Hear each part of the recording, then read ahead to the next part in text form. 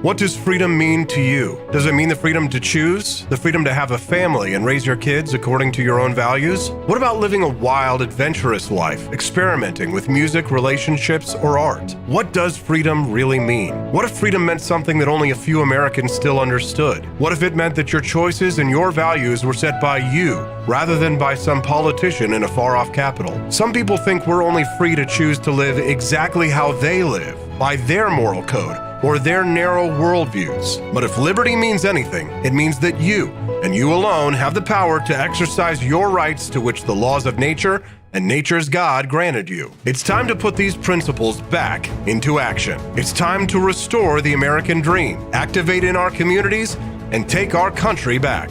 It's time to wake up, America.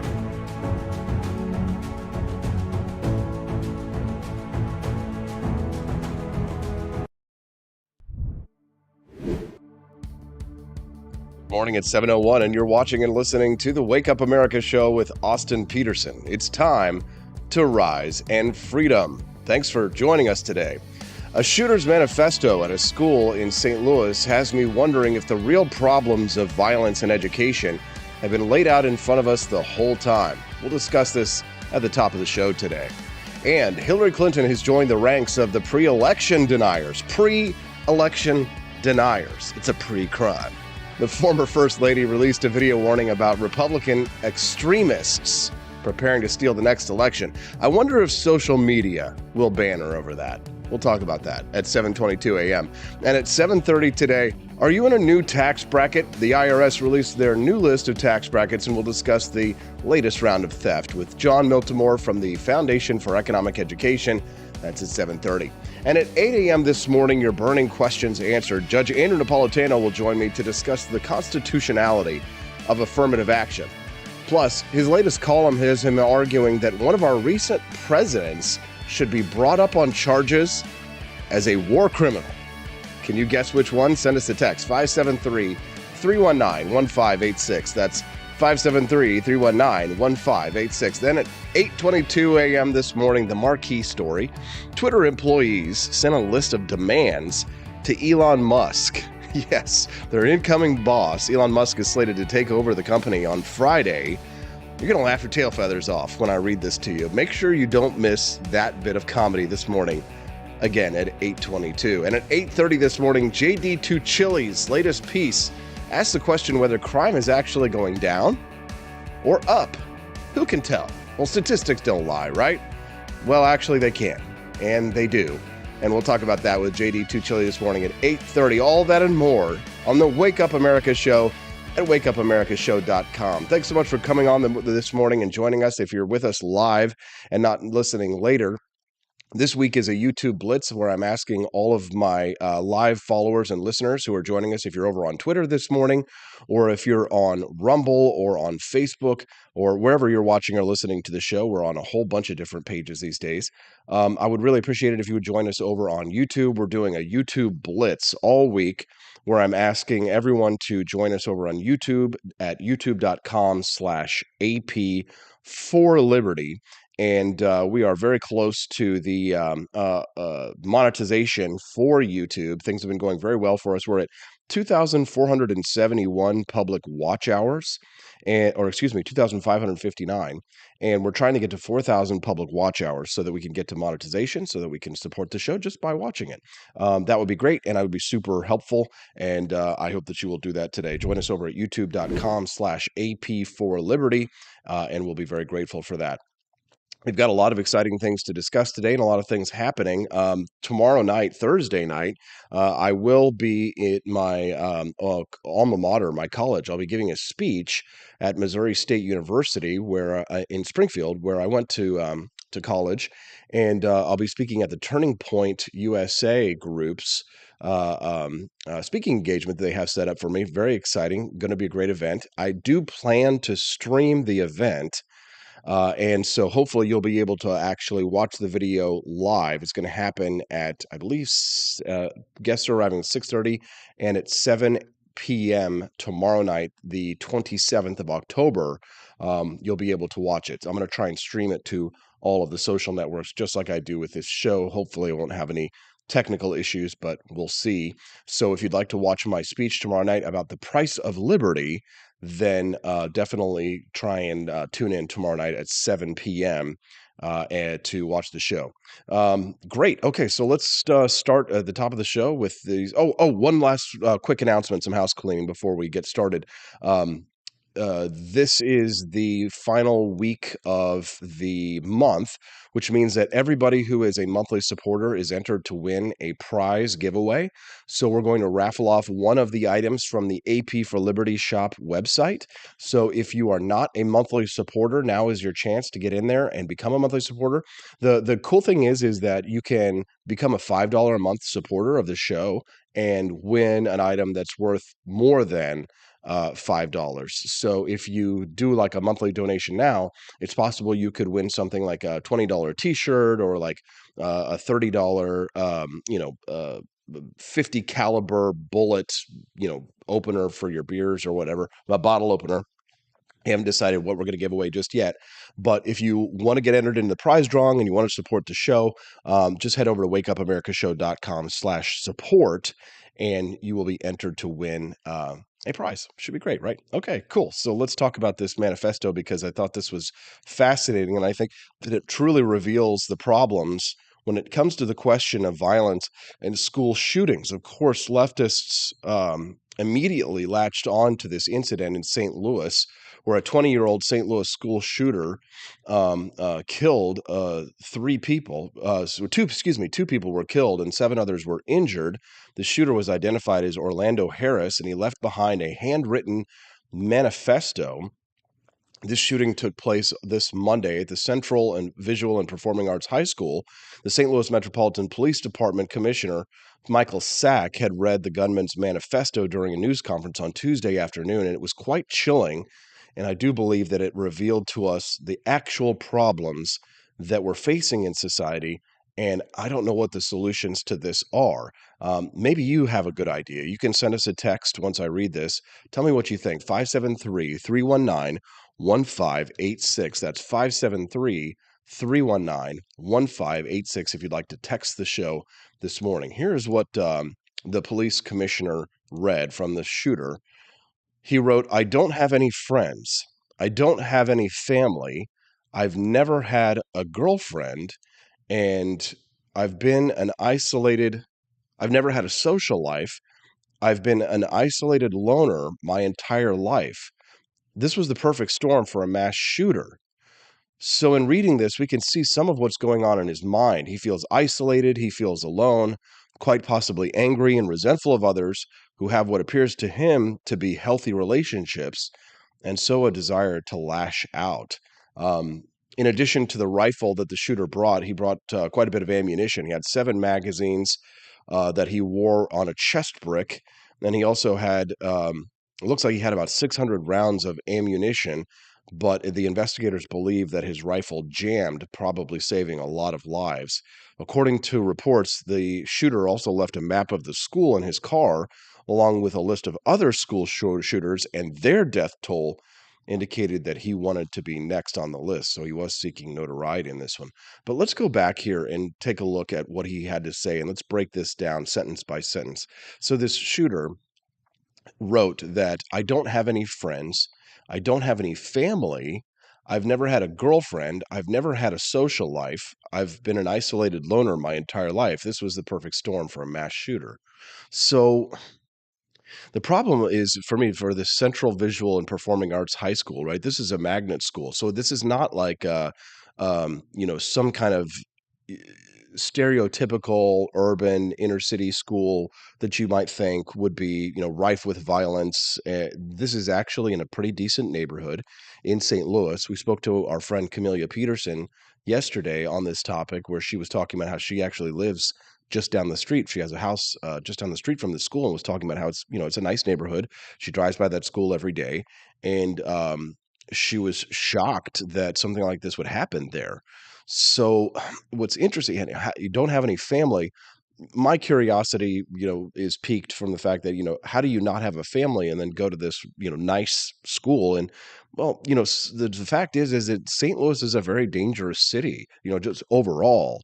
Um, so it wouldn't make sense to me, that you wouldn't have a family, but you'd still be able to go to the Central Visual and Performing Arts High School. But we'll leave that aside for just a moment, because I think that, the important question here is when he talks about not having any friends, not having any girlfriends, never had a social life. I've been an isolated loner my entire life.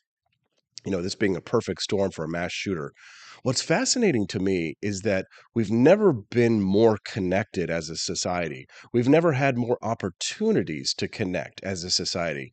And yet it seems as if we are connecting less and less. And it's a paradox that I don't quite understand and I can't wrap my head around. I wonder what you think about this. Send me a text, 573-319-1586. That's 573-319-1586. I'd love to hear from you on what your thoughts are on this. And if you have any thoughts on why you think this is, why do people, why do you think that people are feeling this way? Why do you think people are more connected than ever? And but yet they have these feelings of loneliness. It's very sort of dystopian, right? Sort of kind of like this dystopian future that we live in right now, where the opportunities for happiness seem endless, and yet nobody's happy. I don't quite get it. One listener texted in and asked the question, Wood Hippie says, "Oh, the shooter, was he black? His mommy and daddy didn't love him." Yeah, he was black, and I think that looks as if, yeah, it looks as if breaking911.com did show a picture of Orlando Harris. So he's a young black man, 20-year-old school shooter. And he said, I don't have any friends. I don't have any family. I've never had a girlfriend. I've never had a social life. And I've been an isolated loner my entire life. Never had a social life. Never had a girlfriend. Let's talk about the never having a girlfriend for a moment. We're in this scenario now where, I'm so thankful that I got out of, the single life a couple of years ago, managed to meet a good woman and settle down. But I can tell you that, on the tail end of the dating market, that things were getting really bad out there, and they were getting really bad for guys. Now, I know that women have problems in dating and that men can be trash, and, there are plenty of bad men out there, and it's difficult for women to find a good man as well. But women aren't the ones going out and shooting up these schools. It's young men who are doing this. And a lot of these young men are talking about their failure to connect with the opposite sex. Something's going on here, right? Something is happening with these young men and their inability to achieve a successful relationship with the opposite sex. And I'll tell you this, especially for you ladies, it is so, so dearly important for young men, especially, to have a healthy and fulfilling relationship with a member of the opposite sex or same sex, if you will. It's whatever you like, but I think, it's not young gay men going out and shooting up these schools. It typically is these young straight men who have these frustrated experiences, who are unable to achieve a successful relationship with a female, and they take these frustrations out on society. I don't know the answer to this. I don't know what the solution to this is, but there's got to be some kind of a discussion that's had about why we are so connected and why we're so able to communicate with one another, but, unable to achieve the types of relationships that would lead to, the fulfillment that would make these young men happy enough that they don't feel the desperation. And what was that Thoreau quote someone sent in yesterday? Most men lead lives of quiet desperation. Excuse me while I pause for a little water here. If you can notice, my voice is a little bit deeper, on the tail end of a cold, but I am starting to feel a little better today. Your thoughts on this? Send us a text, 573-319-1586. One listener texted in and said, the connection that we have nowadays is superficial and meaningless. Probably a very good point. Another listener texted in and said, stop using his name. This is exactly what shooters want. I will consider that. I haven't heard, good arguments as to why not to do that, but maybe you have some research on why that's a good idea. But as it is right now, I haven't made up my mind as to whether or not I will do that. But I'd love to hear your thoughts on this one. Someone who said the connection we have nowadays is superficial and meaningless. Why do you think that is? Why so superficial? Why so meaningless? I have to say that I can't relate. Maybe it's because I've been of sound mind and of good mental health for most of my life, so it's difficult for me to relate. But it does, and I do worry that some of the mental health issues that we have are people who desire to have problems. They desire to have mental health issues because it becomes a victimhood status that they can claim. What do you think? I don't know. But I do think that there is something to that manifesto. I do think that his thoughts and feelings are mirrored throughout society and young people. What do you think? Again, I'd love to hear your thoughts on this one. Coming up next, she's a pre-election denier. Oh, yes, that's right. The former First Lady Hillary Clinton is going out there saying things that if I said it, I'd get banned. They'd shut me down on this social media platform. They would take me down so fast. We'll talk about that when we get back on the Wake Up America Show at wakeupAmericaShow.com.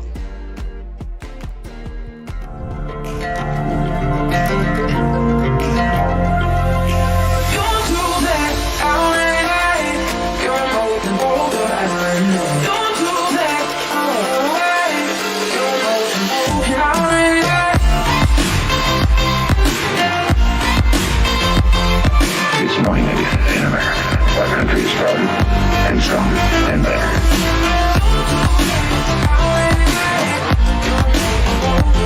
I like shooting things, but whenever I can't shoot something, I like to cut things. My life isn't all about shooting and stabbing and cutting, though. Sometimes I have to do actual work, but when I work, I still like to have fun. And there's nothing less fun than trying to cut with a crappy knife. Thankfully, from the ancient sect of Christian knights, who also loved cutting and stabbing, comes a new implement that has received my personal blessing, the Templar knife.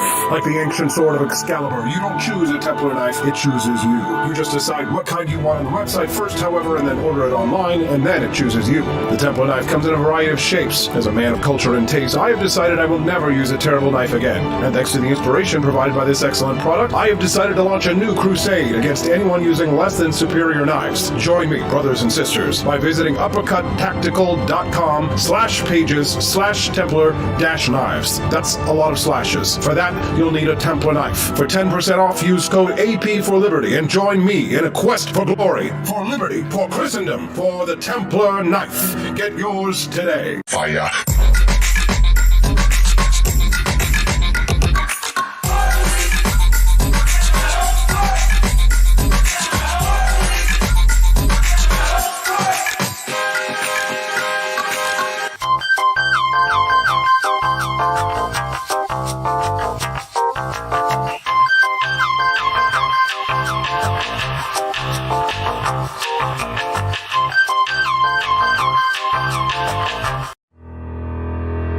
Your printing company stinks. They charge you too much money and they don't love America enough. We've got the solution. Patriot Printing USA. Whether you're running for office, saving souls, or just need business cards that will get you the new job you've been looking for, Patriot Printing USA has got you covered with the best prices around. Palm cards, brochures, bumper stickers, door hangers, you name it, we've got it. PatriotPrintingUSA.com. That's PatriotPrintingUSA.com.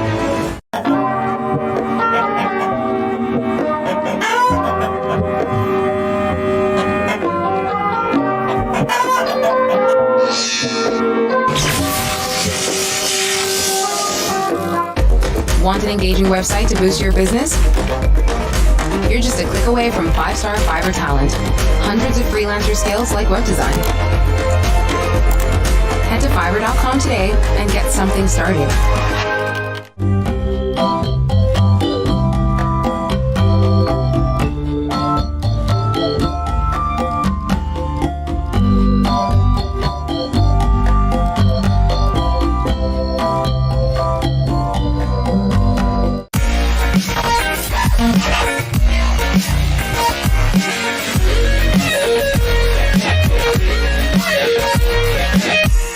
Average Americans are turning into conspiracy theorists at an unprecedented rate.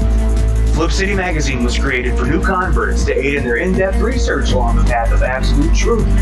We offer the hardest-hitting news and opinion, delivered uncensored in print directly to your door. Display proudly on your coffee table, or hide discreetly under your mattress. Flip City is the magazine they don't want you to see, much less read. Subscribe to Flip City Magazine today at flipcitymag.com.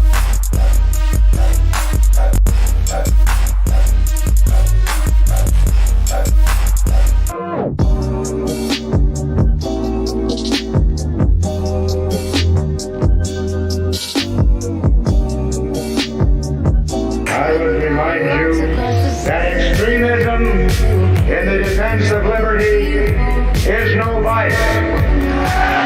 It is better to settle these matters in the courts than on the streets, and new laws are needed at every level. But law alone cannot make men see right.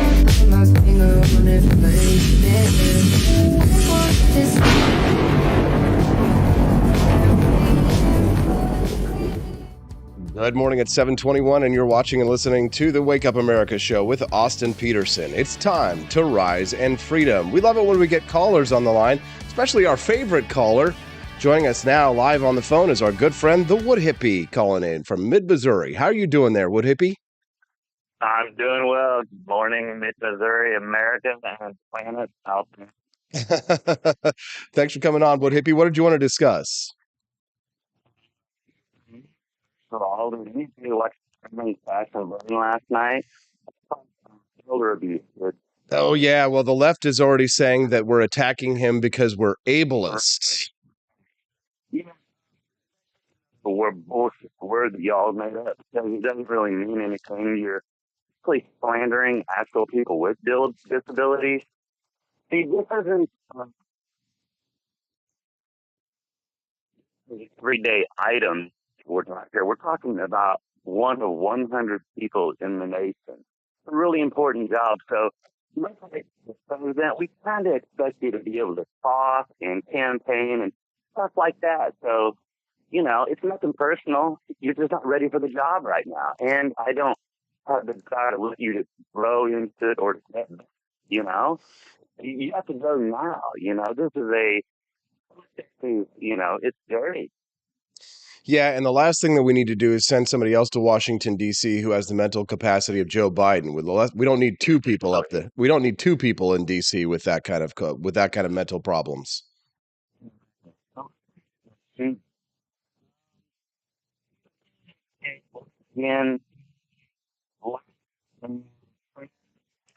your little social media, it's all fake.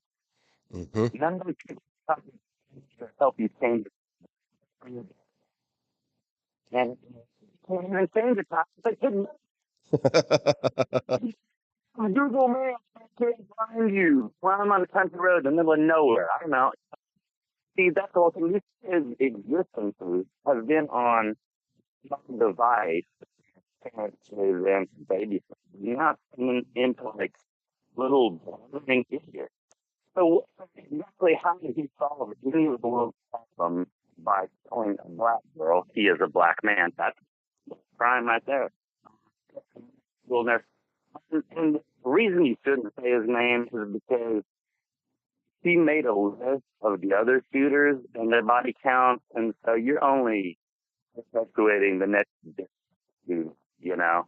So we shouldn't really glorify that. Makes good sense. Wood Hippie, thank you for your call today. We appreciate hearing from you.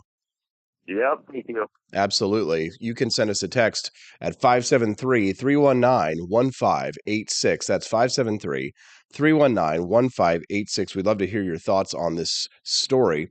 One listener texted in and said that the meaningless connections that we have today, from 15-second TikTok dances destroying attention spans, Tinder allowing us to swipe people away, and OnlyFans providing instant gratification, compounded by new wave feminism telling women they don't need men, which leads to both sexes being unsatisfied.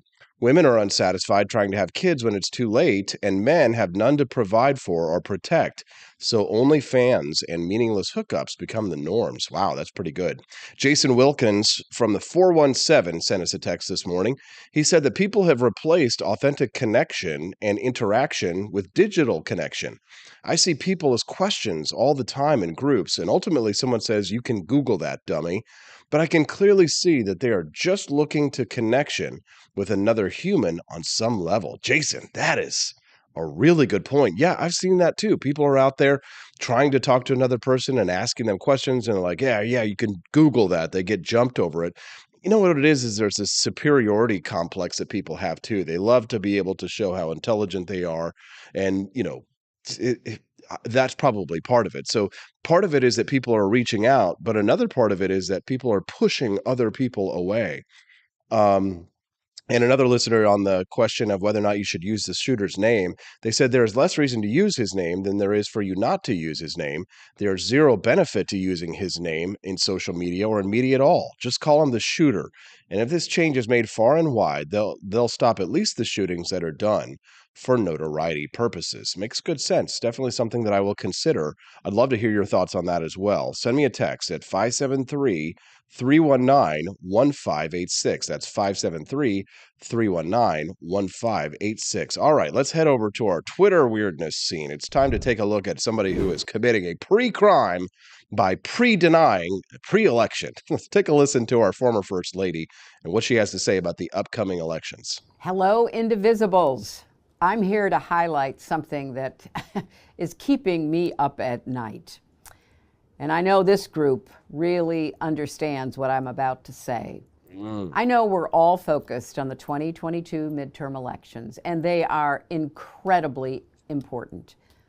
But we also have to look ahead, because you know what? Our opponents certainly are.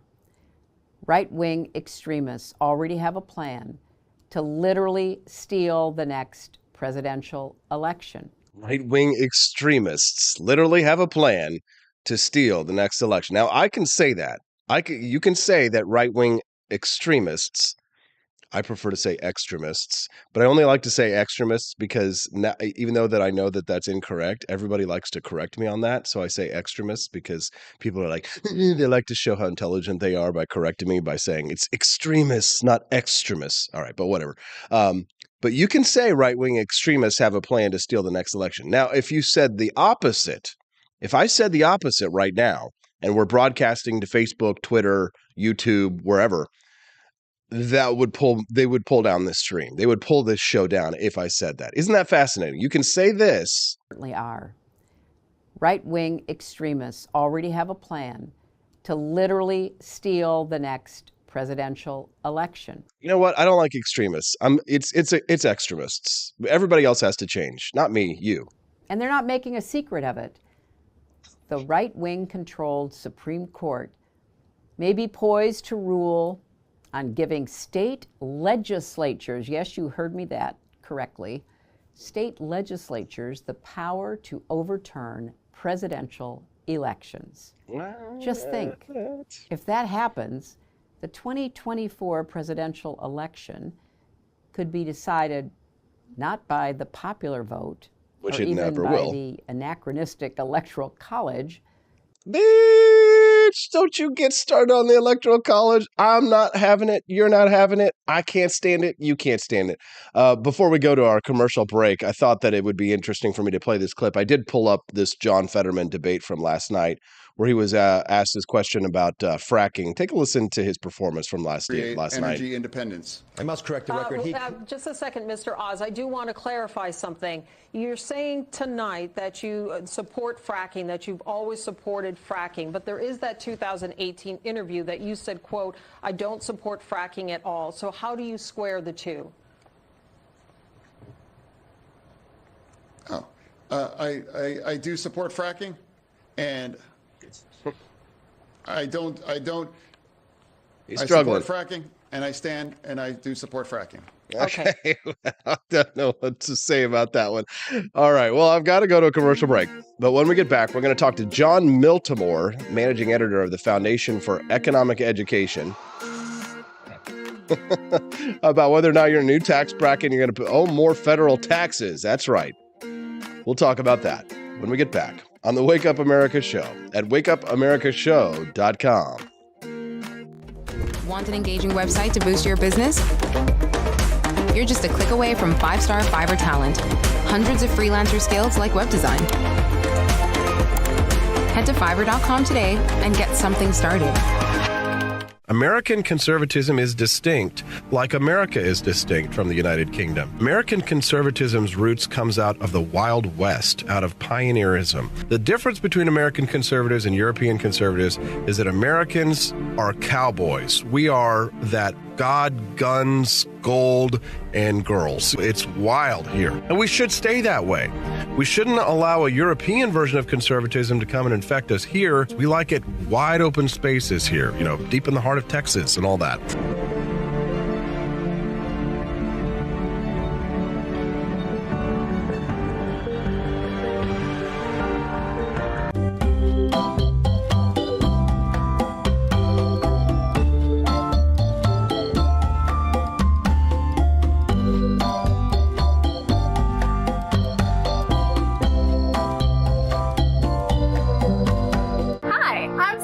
Austin's wife. I want to thank you all for watching the Wake Up America Show with Austin Peterson.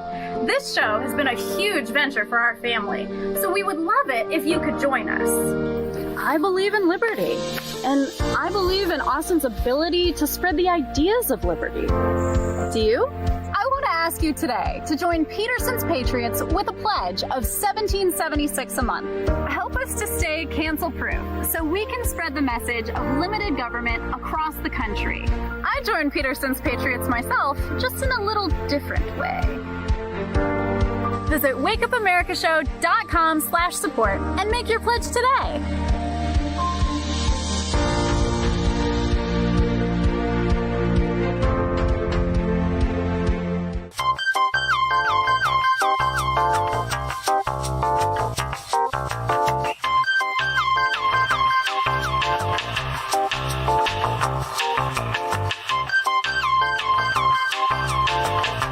Average Americans are turning into conspiracy theorists at an unprecedented rate.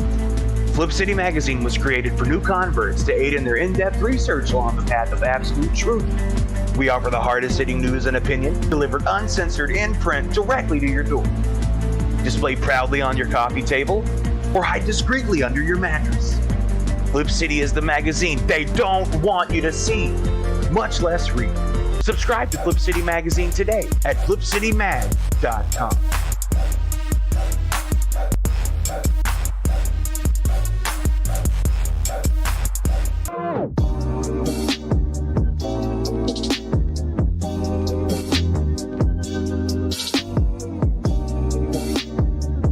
Speaker Pelosi's husband, Paul, made a big investment in chips just before Congress votes on a bill that would give $52 billion in subsidies and tax credits to the chip industry.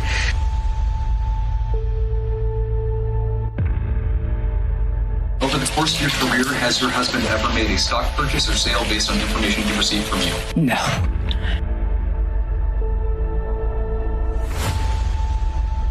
And I believe if you come to our border, you will be turned back. Do not come. Do not come. Have you ever received a royalty payment from a company that you later oversaw money going to that company? You know, I don't know as a fact, but I doubt it. Well, here's the thing is, why don't you let us know?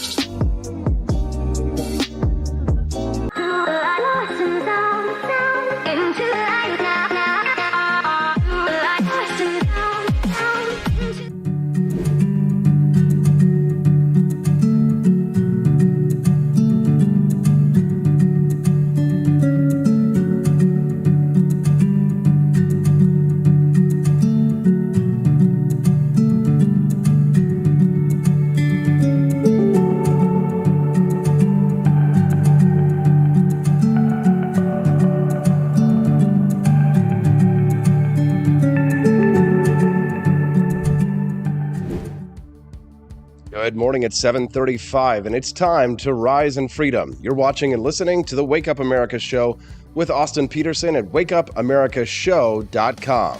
All right, well, the sad truth is that the average American works 4 months a year just to cover their tax bills. How did we get here, writes John Miltimore, the managing editor of the Foundation for Economic Education, who's joining us now. Good morning, John. Thanks for joining us on the program. Hey, good morning, Austin. Happy to be here with you. Got my free coffee cup this morning. Yeah, nice to see you there. The Foundation for Economic Education, one of my favorite websites out there at feed.org. Definitely a great place for people to check out what's going on in the world, as well as get a good liberty perspective on the economy.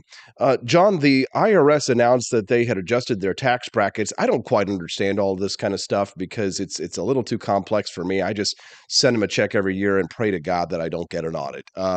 When it comes to the tax brackets, though, I guess they changed it. Was this a result of inflation that they made this change? Is this supposed to benefit taxpayers, or does this mean we all have to pay more?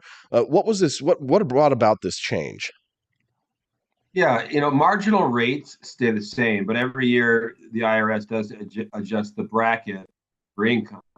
And this is kind of a small mercy that came out of the 80s during the Reagan administration. When they passed tax reform, they said they're going to index this so that when your wages go up, it's to avoid bracket creep. So it is a good thing. I just couldn't believe it. When these new brackets came out, a lot of media were talking about the silver lining of inflation, and that you might have a bigger paycheck now because of these adjustments. You might not be losing quite as much to the IRS as you otherwise would be. And I thought that was a pretty insane take, because if you look at the marginal rates, I just don't think most Americans realize how much they pay in taxes. And I'm one of these. I'm vaguely aware of the rates, but I hadn't looked at them in a while. I'm like, okay, let's go see if you're making $44,000, you're paying more of a fifth of your income to the federal government. You fall into the 22% bracket. And if you look, the average salary in the U.S. is about $54,000. So the average American, you look at, they're going into that bracket. 22% of their income goes to the federal government. And of course, then you can go into deductions and things like, there's some things you can do to lower your tax obligations and all that. But to me, it prompted the question you asked, like, how did we get here? Where we're a country that was founded on like liberty, and we were very anti-tax ideas, and now we just all shovel our money out and write the check. And to me, it's pretty sad. Like, we don't really think about it, but we write the check. And I think the simple answer is kind of like what you said. So we don't go to prison. Our wages are garnished. It's not like we have, like it's taken out of there anyway. And if we owe them money, we have to write it, or we go to jail. If you're just tuning in, we're speaking to John Miltimore. He's the managing editor of the Foundation for Economic Education. John is joining us to discuss the new tax brackets. Now, John, when you say, 20% of your money goes to the federal government, but that doesn't count what we send to the state government, doesn't count what we send to our local governments. I mean, when you say we work 4 months out of the year, I mean, it could be more, right? Because overall, we've got a tax burden that's more than just what the feds demand of us, right? Yeah, I mean, you're right. This is looking at you have your federal income tax, but then you have your federal gas tax, you have your state income tax, you have all these levies and surcharges that you're paying all over, which nobody can name all of them, right? A lot of it's slipped in there. Your sales tax when you go to buy at the grocery store, you have Social Security. Look at that. How much do we pay? Each time there, Medicare, the Medicare, Medicaid one that comes right out of your and then maybe that I'm sure remember it's must be Medicaid, I think is right out of your check. But all those things go in, and that all of that is factored into how much you're working throughout the year just to pay the government. And then one of the things I asked in the article is what do we really get in return, right? Like some things you can actually name, like when not with the federal taxes so much, but the Social Security. I'm paying right now this much money that goes there, and hopefully when I'm 67 or 75, it'll probably be in a few years. You get a little back later in life, but a lot of stuff you can't point to say what do I get. If you talk to people, they say, "Well, I like nice roads." But your federal tax dollars have nothing to do with the roads you're driving on. Probably most of that is state and local taxes. People say, "I like having my garbage picked up by." Again, that has nothing to do, but it's all kind of jumbled together. I guess I would like people to think about, okay, this is what you're sending off every year. Are you really getting that in return? I think the answer is no. I think government is bloated. I think it's doing a lot of things that it doesn't need to do, that could be done by private enterprise. I think once people wake up to that, is kind of the first step towards change and reining in government. We're speaking to John Miltimore. He's the managing editor at the Foundation for Economic Education at fee.org. John, question in regards to the purpose of government here. At the bottom of your piece, you posted this tweet. I don't know if this is like your child who did this, figuring out taxes. Why do we pay taxes? So we don't get arrested. I mean, if government provides at least some services, I mean, you're not an anarchist in the sense that you probably think that we need at least some taxes, right? For cops, courts, military, nuclear weapons, different things like that. I wish I could say my child wrote that answer. It wasn't. It was what I saw on the internet, and I decided to take. But no, I'm not an anarchist. Like I know many anarchists, and I'll say this: I'm getting closer every year. I'm getting a little bit closer to anarchy, I think. Same. But no, I think there are prudent measures, and I think that is something important to think about. We say, well, why do we have a government in the first place? And these were questions that our founding fathers wrestled with. These were questions that came out of the philosophy of John Locke and others in the Enlightenment. We enter government to protect certain rights that we have, our individual rights. We enter government because we don't want to be, people to plunder us or to kill us. And you need to have some sort of law in place to prevent those things from happening. And I think the lesson out of the Enlightenment and the founding fathers is it needs to be very narrow in scope. It's to protect individual life and individual rights, life, liberty, and property. If it doesn't fall under that scope, the government doesn't have any business doing it and regulating our lives. And I think there's even along those lines some places to say, well, where does that fall in? Does that count? And those discussions are fun to have. I would say most of us can look, though, government today has changed so far from that. It's strayed so far. Now you have a bunch of people in Washington, D.C. who kind of want to social engineer us. Like they think that government is something that's good, and that we can use this power to make humans better, to rid the planet of poverty and do all these grandiose things. Government is not designed to do that, and I don't think it can do any of those things well. If you're just tuning in, we're speaking to John Miltimore, the managing editor of the Foundation for Economic Education. You can text the show today at 573-319-1037. 1586. John, what do you think that the Republicans will do if they manage to take control of Congress in the midterms? Block Biden's agenda? I mean, from what I understand, divided government has historically been the best for limiting government, meaning that government has always grown and expanded, but that it's expanded the least when you have a Democratic president and a Republican-controlled legislature. Do you expect that to be the case?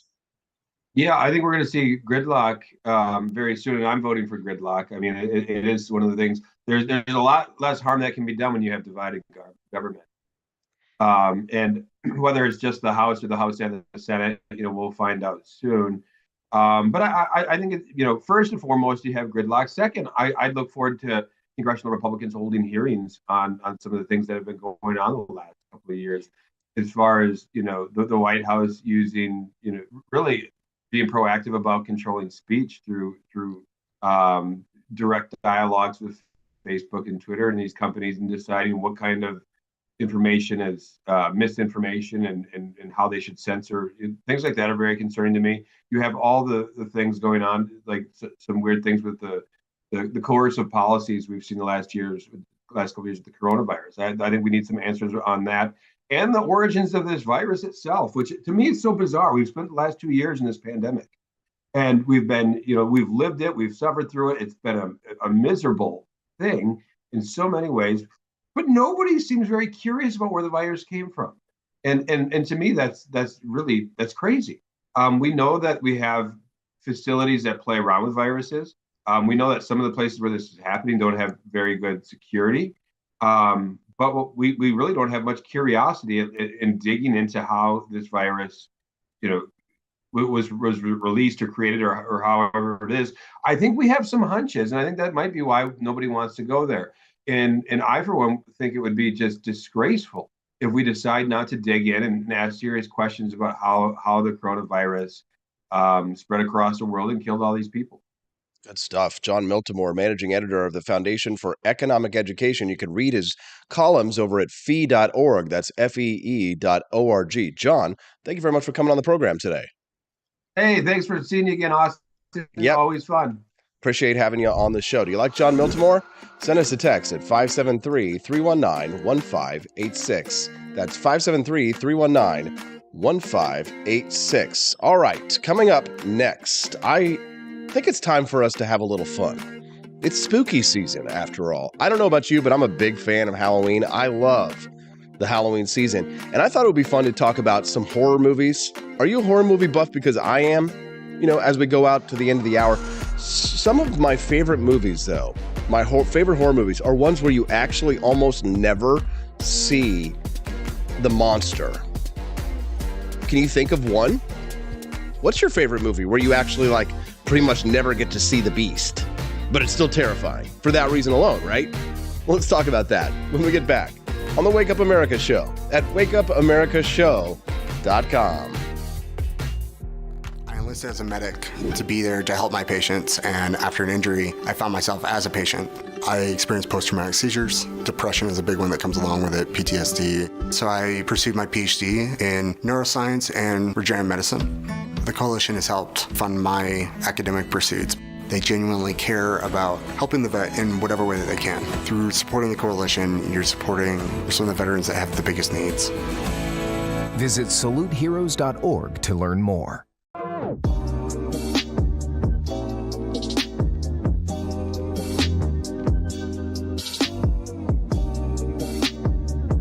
If there wasn't going to be somebody who was a fiery champion of liberty, somebody who would get out there and who would be aggressive, and if they wouldn't do it with more fire or passion than I had, then I would go and I would fight this battle for us. I've fought for the principles that we all share. Parties tend to be secondary to me. We're here because we believe in the principles of liberty. I am not a perfect messenger, but I think I'm a damn good one. This is a replica of our first president's flintlock pistol. You have my full support, my respect, and my gun.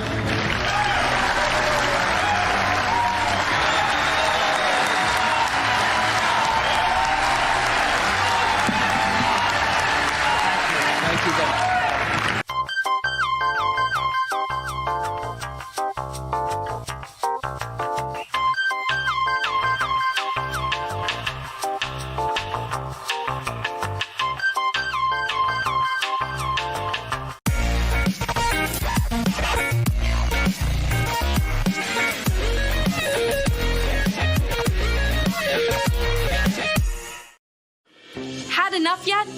Do facts no longer matter? Are lies to be encouraged instead of punished? This is not our inheritance. If truth no longer matters, we will not remain free for long. This is our generation's challenge, to defend our founders' hope that we the people could self-govern if we defend our right to get the facts. And right now, we're building the only defense of free people have, the facts, on every politician, every position they held, every statement they've made, every vote they've made, and any cash they've taken. It's the real history on those now pandering for your vote. There are hundreds of young people building our defense right now, and they need your help. We all have our passions, but as our ancestors knew, when events become so foul they threaten us all, we must stand and defend each other. Please, have our backs. Join us at votesmart.org.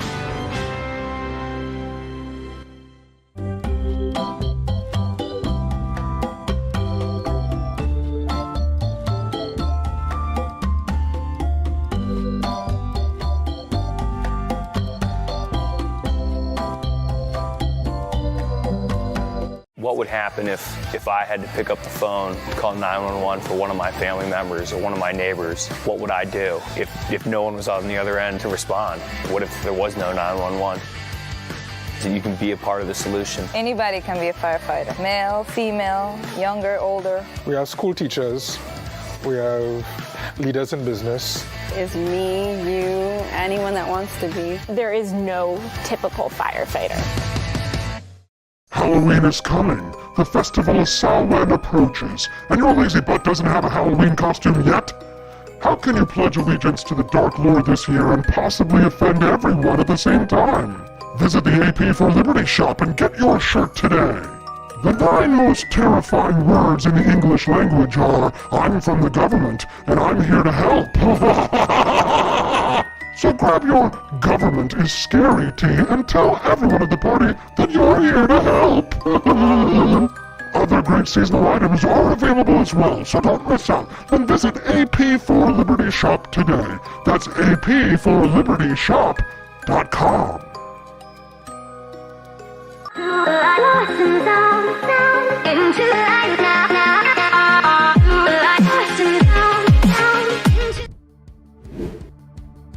Good morning. It's time to wake up America. Let's rise in freedom. I'm Austin Peterson, and you're watching the Wake Up America show at wakeupAmericaShow.com. I love the comments that we're getting over there. I'm reading the chats over on YouTube. So awesome. How could I have not thought about the Evil Dead? Our friend Beckley Checkers? Never seen him before. Beckley Crackers? I'm sorry. I'm having trouble reading the... It's a really small screen there. One day I'll have my own big studio. I'll be able to read all the chats on a giant monitor, but right now we're on a shoestring budget on this show. The WakeUpAmericaShow.com this week is over on YouTube. All of our friends are joining us at youtube.com/AP for Liberty. We'd love to have you over there this morning. We're trying to get to monetization, and we are just creeping up on it. Very excited to see The Evil Dead. That is honestly one of my favorite scary movie series. And yeah, you don't see the monsters for a good period of it. It kind of like chases through the forest. That's a really good one. Great example from Beckley Crackers. Beckley Crackers, we have no idea who you are, but it's a great name, great username. Thank you so much for joining us on the show today. We're talking about scary movies where you don't see the monster. One listener texted in this morning and she said that Clockwork Orange is the only movie that scared me in a real way. Yeah, that was a good one. I was watching a retrospective on The Shining the other day, the Jack Nicholson one, and it was talking a little bit about how different the book was from the movie. And I've read the book and I've seen the movie, and Stephen King notoriously hated the Shining movie that came out with Jack Nicholson. It's kind of like this big, open secret in Hollywood. But I gotta say, I like the movie better than the book. Did you read the book and see the movie? Which did you prefer? I thought the movie was a masterpiece. Stanley Kubrick. It is very different, though, in the motivations of the main character, Jack Torrance. Still, there's another one where it's like you don't necessarily see it, but the movie shows it, I guess, when he goes in that room and makes out with that corpse, that naked lady. It's creepy stuff. But one movie, of course, that was a big hit where you didn't see the monster, at all was The Witch from the Blair Witch Project. Remember that? That was the movie that sort of proved that our imaginations really are greater than whatever kind of scary monster the movies can kind of come up with. Some people might argue Jaws. That's another good one, the shark from Jaws. But did you know that the shark from Jaws, the reason why you didn't see it is because they thought that the mechanical shark that they made looked really fake. So they wanted to show it the least amount as possible. Like Steven Spielberg was like notoriously upset about the quality of the shark. So they just decided that for most of the movie, they wouldn't show it in order to make it so that you didn't think that the thing looked cheesy, which I think worked really well. I think that was actually a great way to do that movie. I never saw this movie. I know a lot of people really liked it. The Cave Crawlers from The Descent in 2005. This is like The Descent, like it apparently took like an hour before you finally saw something that was like, you know, the scary, like whatever the monsters are in this movie. I didn't see it. Did you? Did you like the movie? Send me a text, 573-319-1586. Eyes Wide Shut. Eyes Wide Closed, someone texted in. Stanley Kubrick, The Shining was great. Yeah, great film. The Creatures from the Bird Box. Never saw that one either. That was a 2018 film, but apparently this one's set in a post-apocalyptic world overrun by creatures that drive anyone who looks at them to take their own life. Creatures from the Bird Box. Never saw that one. Now, Steffi and I actually watched, Stephanie's my wife, for those who are new, the aliens from the movie The Signs, or Signs, from 2002, M. Night Shyamalan. You know what? I actually enjoyed this movie, and I know a lot of people like crack on M. Night Shyamalan, and he's definitely put out some stinkers. That movie, Lady in the Water, I thought was kind of boring, and then, what was it, The Village was kind of like, yeah, whatever, but, you know, obviously he made like that masterpiece. I See Dead People. God, what was that movie called? I See Dead People. With Haley Joel Osment, you know what I'm talking about? I See Dead People. Good God, what was the name of that movie? Somebody send me a message, please, for the love of God. What was the movie with Bruce Willis and Haley Joel Osment? I See Dead People. Somebody, please. Grapes of Wrath. Doug H. No. I love The Thing, says Matt Unruly. Yeah, but you definitely see the monster in that one. Beckley Crackers over on YouTube says, Austin, I actually shook your hand once in DC. It was at some beer garden. Just subscribed this morning, hoping to help you get monetized. Thank you, Beckley. I appreciate that very much. And good to talk to you again. Nice to see you. A beer garden in Washington, D.C. Man, I wonder when that was. That would have been quite some time ago. Another listener, Rare Camellia, she says, I remember being scared by Hitchcock's The Birds as a child. Yeah, isn't that weird how it kind of played on that psychological terror of something that you see every day that you wouldn't think would necessarily be terrifying, but the fact that that you know, you're surrounded by them at all times, that you, when you're outside, that, you know, if for some reason they were to turn malevolent, that, you know, that would be a real problem. Yeah, I guess I can see that as being, yeah, that, you know, I could definitely see that as being scary. But Alfred Hitchcock was awesome at building up horror. I mean, Psycho, I mean, come on.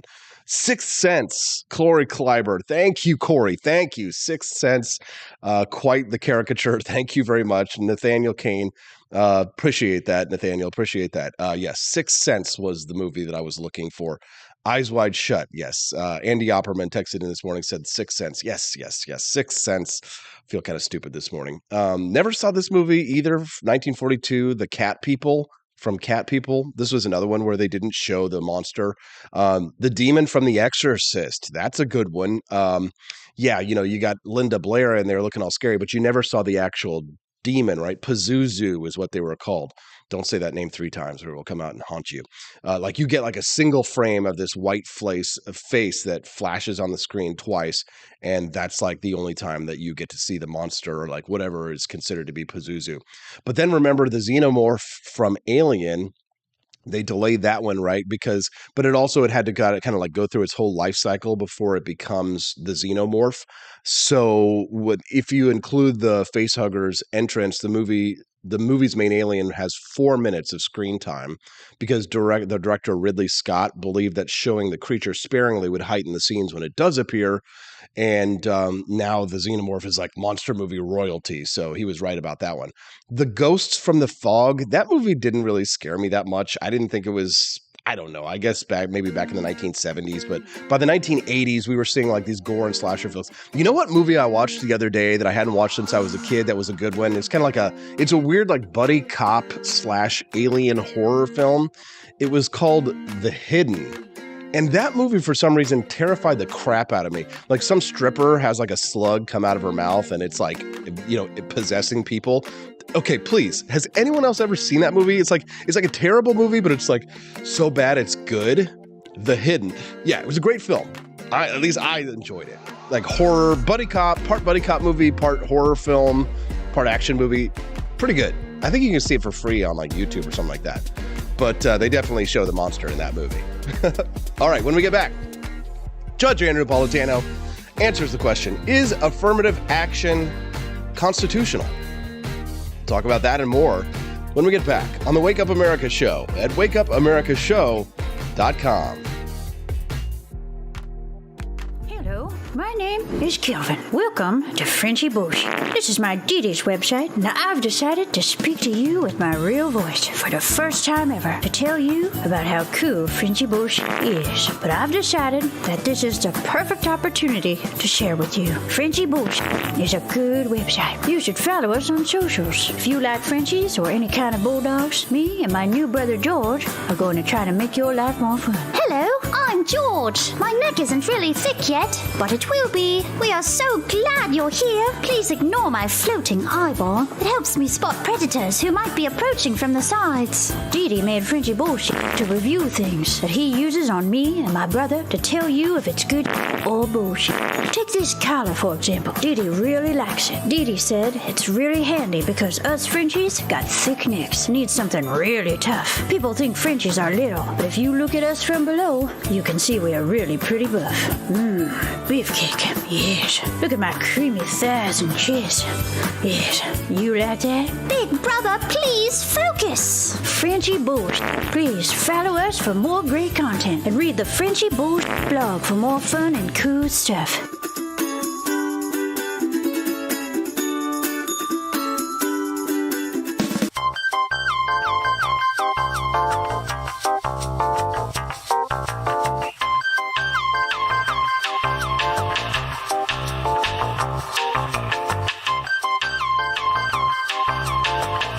I'm a public defender. I am a public defender. I'm proud to be a public defender. 80% of Americans accused of a crime will get appointed a public defender. Everybody from a speeding ticket to capital murder. For every dollar we spend on public defenders, we spend $3 on prosecutors. Public defenders have to do pretty much everything on their own. Social workers, counselors. Investigating is another piece of it. The average public defender holds 300 cases annually. You never feel like there's enough time. Public defenders have health issues all the time. A lot of people give up and say, I can't do this work anymore. Gideon's Promise trains, mentors, and supports public defenders. There are a lot of people who say that they would not still be public defenders, but for Gideon's Promise. It's fueled me to continue on in this fight. Gideon's Promise has changed the face of public defense. People see us as troublemakers. Good trouble only. We don't make it easy. It should not be easy to take away someone's liberty.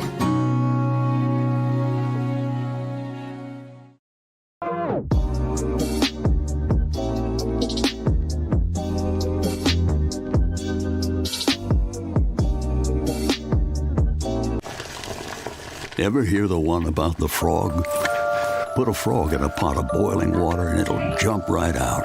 Here's my resume again. But put a frog in a pot of cool water and slowly heat it up, and that frog will boil. It's a lie. But as a metaphor for us and all that we go through as veterans, the real-world experience. It's a story that rings true. We make excuses for how we feel.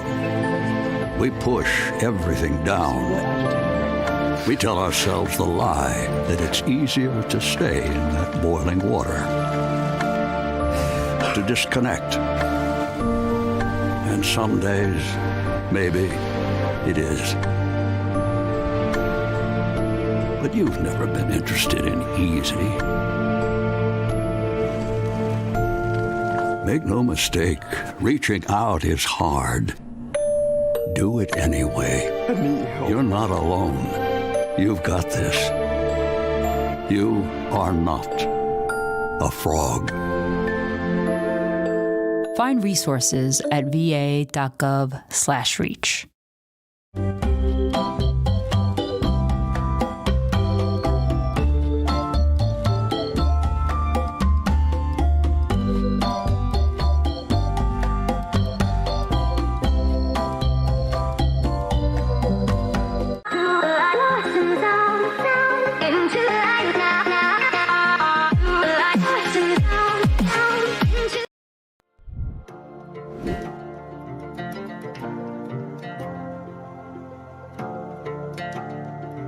During last Friday's afternoon news dump, it was announced that President Joe Biden's administration had extended the COVID-19 national emergency, despite the president's recent declaration that, quote, the pandemic is over. This national emergency was first declared by President Donald Trump in January 2020 and has been renewed every 90 days since. This makes the 40th ongoing national emergency, and the oldest one of these is related to the 1979 Iran hostage crisis. When the president declares a national emergency, it grants him broad authority to respond to that emergency, such as things like managing means of production, in this case, vaccines and N95 mask manufacturing, as well as other things like sending military troops abroad and other extreme actions like instituting martial law, controlling transportation, and even communication. You'll remember President Trump stirred a controversy over this in recent years when he used his emergency powers to redirect billions of taxpayer dollars to help build the wall at the southern border after Congress declined his request to include the money in a government funding bill. The federal government has confirmed a nationwide shortage of Adderall, months after nearly 2/3 of community pharmacies reported that they were having trouble filling prescriptions. And despite this shortage, the federal government also indicates that it will not raise the drug's production quota for next year. In case you didn't already know, Adderall is a federally controlled substance because of its potential for abuse, and patients in most states can only pick up 1 month's supply at a time, and generally can only do so a few days before their previous prescription runs out.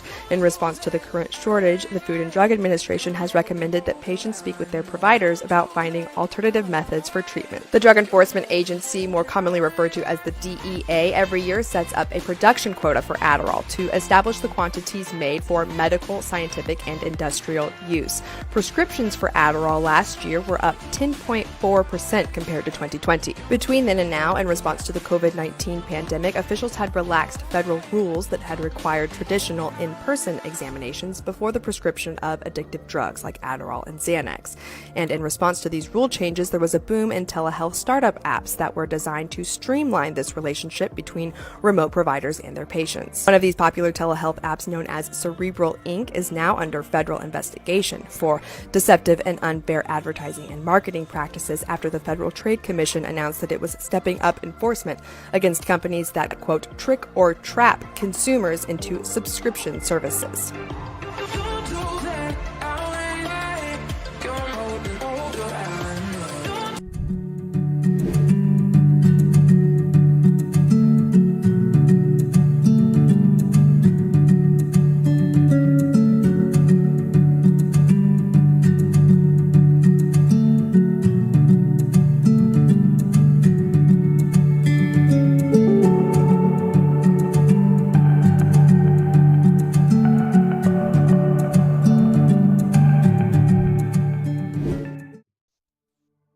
Good morning, it's 8:07 and you're watching and listening to the Wake Up America show with Austin Peterson. It's time to rise in freedom. Thank you so much for tuning in. We're glad to have you here. Send us a text at 573-319-1586. Should the laws of the United States be colorblind? That is a question that the Supreme Court may be grappling with. We'll be discussing that here in just a moment with my good friend, Judge Andrew Napolitano. He is the host of the Judging Freedom podcast, which you can download on any of your mobile devices, as well as a weekly columnist, which you can read at his website, judgenap.com, and he's joining us now. Good morning, Judge. Thank you for coming on the program today.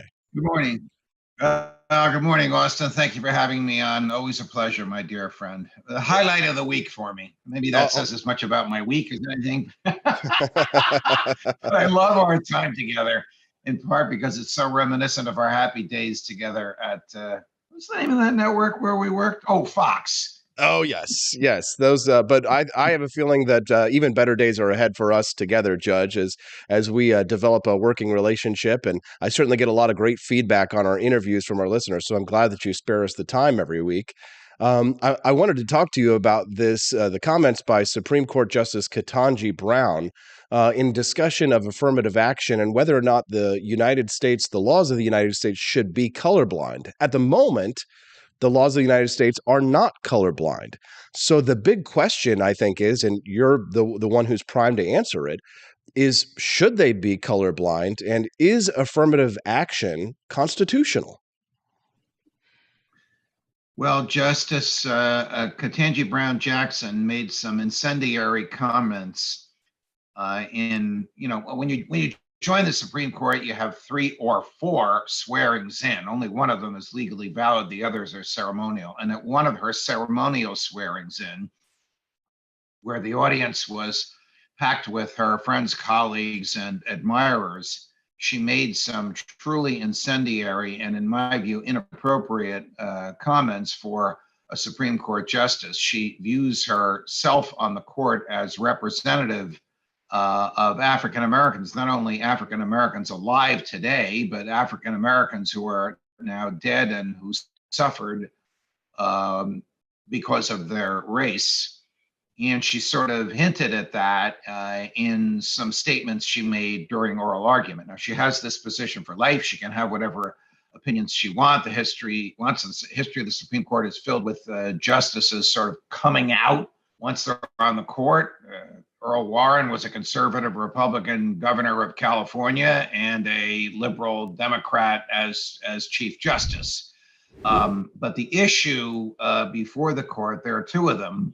One is, can Harvard University and the University of North Carolina discriminate on the basis of race in admissions? The other is, must the state of Alabama have congressional districts so configured as to induce a racial proportionate representation in Congress? So we'll start with Harvard. Harvard's privately owned. There's more than $100 million in federal funds each year. And when you receive money from the feds, money that, in my opinion and yours, the feds don't have and shouldn't be giving away, but they do, you sign an agreement that you will comply basically with the Bill of Rights. So even though Harvard is private, by accepting this money, it has contracted away its ability to make decisions based on race. The University of North Carolina is owned by the state of North Carolina. 14th Amendment prohibits the states from discriminating on the basis of race. Therefore,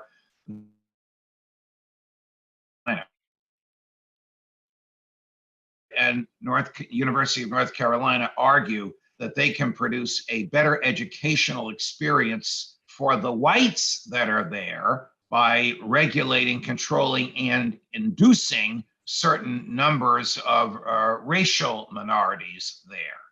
So they're taking the position that they overtly discriminate on race and they have the right to do it. Alabama has 27% registered voters who are African American.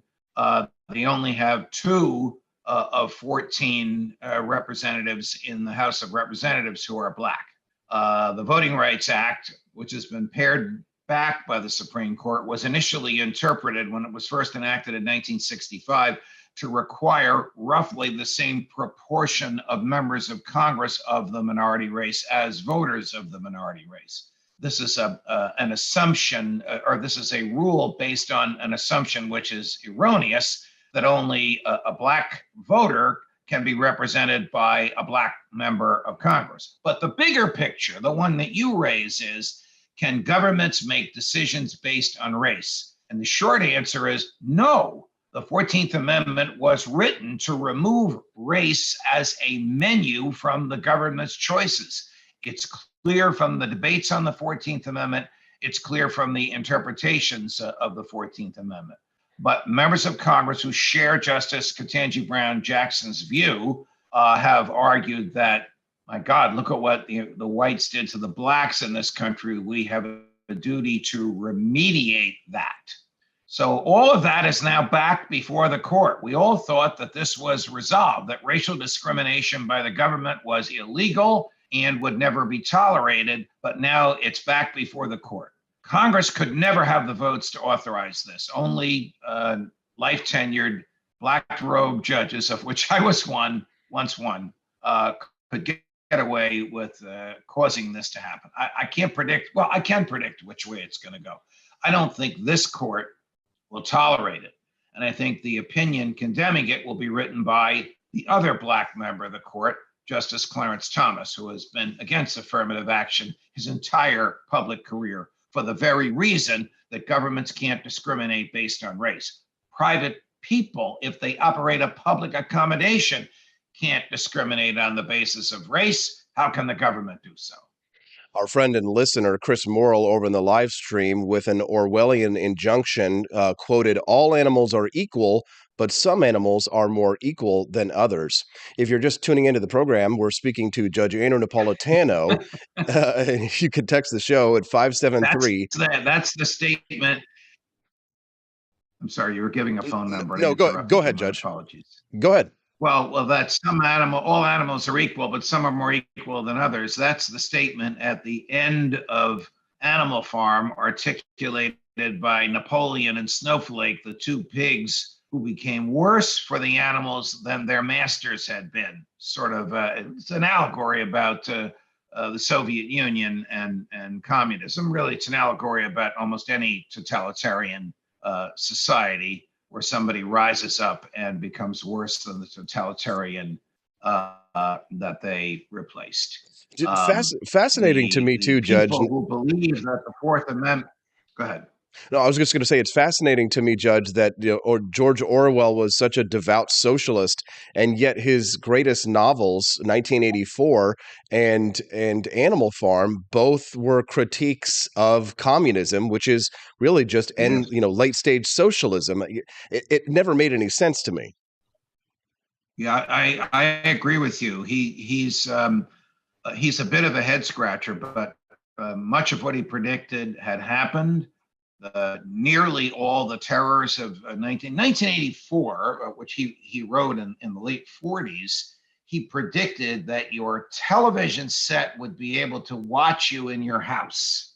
And that was like, oh, come on, I can turn the television set off, I can unplug it. Guess what?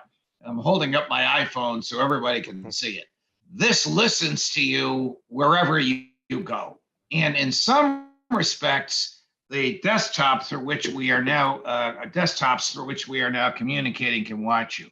None other than the big government totalitarian James Comey, when he was head of the FBI, famously said he always put a piece of black tape over the camera on his personal desktop in his home and in his office at FBI headquarters because he never knew who was watching. So Orwell was very prescient. And last week when we talked about Alex Jones lost his case on freedom of speech in Connecticut when the judge simply said, your opinions are non-opinions. That is classic Orwell, that the definition of words would profoundly affect human behavior and human freedom.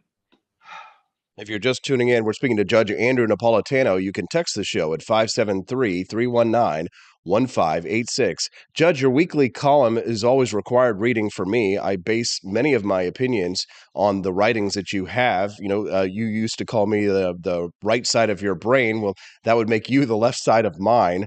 And certainly your column this week is something that I devoured with gusto yesterday as I was reading it on Bush, Guantanamo, and the rule of law. Speaking of Orwellian, you write that the government announced that it does not want to try Khalid Sheikh Mohammed and 4 of his colleagues, whom it claims are the remaining conspirators of the attacks on 9/11. Why does the government not want to try the remaining conspirators who conspired to commit that heinous crime? In large measure because George W. Bush authorized and ordered their torture, their horrific torture, and the experience the government just went through with another person whose torture was authorized by President Bush, a courier who delivered funds to his colleagues in Indonesia who blew up a hotel where Americans were killed. So he's an accomplice to murder, so therefore he qualifies for the death penalty. He pleaded guilty, and the military judge let him testify as to what the CIA and the military did to him. At the end of the trial, the military jury sentenced him to 26 years in jail and then wrote a letter to the judge saying, please show mercy and release him for time served. We can't believe what our own government did to him. This is a military jury saying this. It never happened, as far as we know, in American history. So the military prosecutors in Guantanamo Bay are not the same team of prosecutors that were there at the beginning. These cases have taken so long that the prosecutors have changed and the judges have changed, are now terrified that Khalid Sheikh Mohammed will tell a military jury and the press and the world exactly what the CIA did to him, and also terrified that he will testify to what the American government has done to the people in the Middle East by its, quote, spreading of democracy, the killing of innocents, and the annihilation of infrastructures, that it doesn't want to have a trial.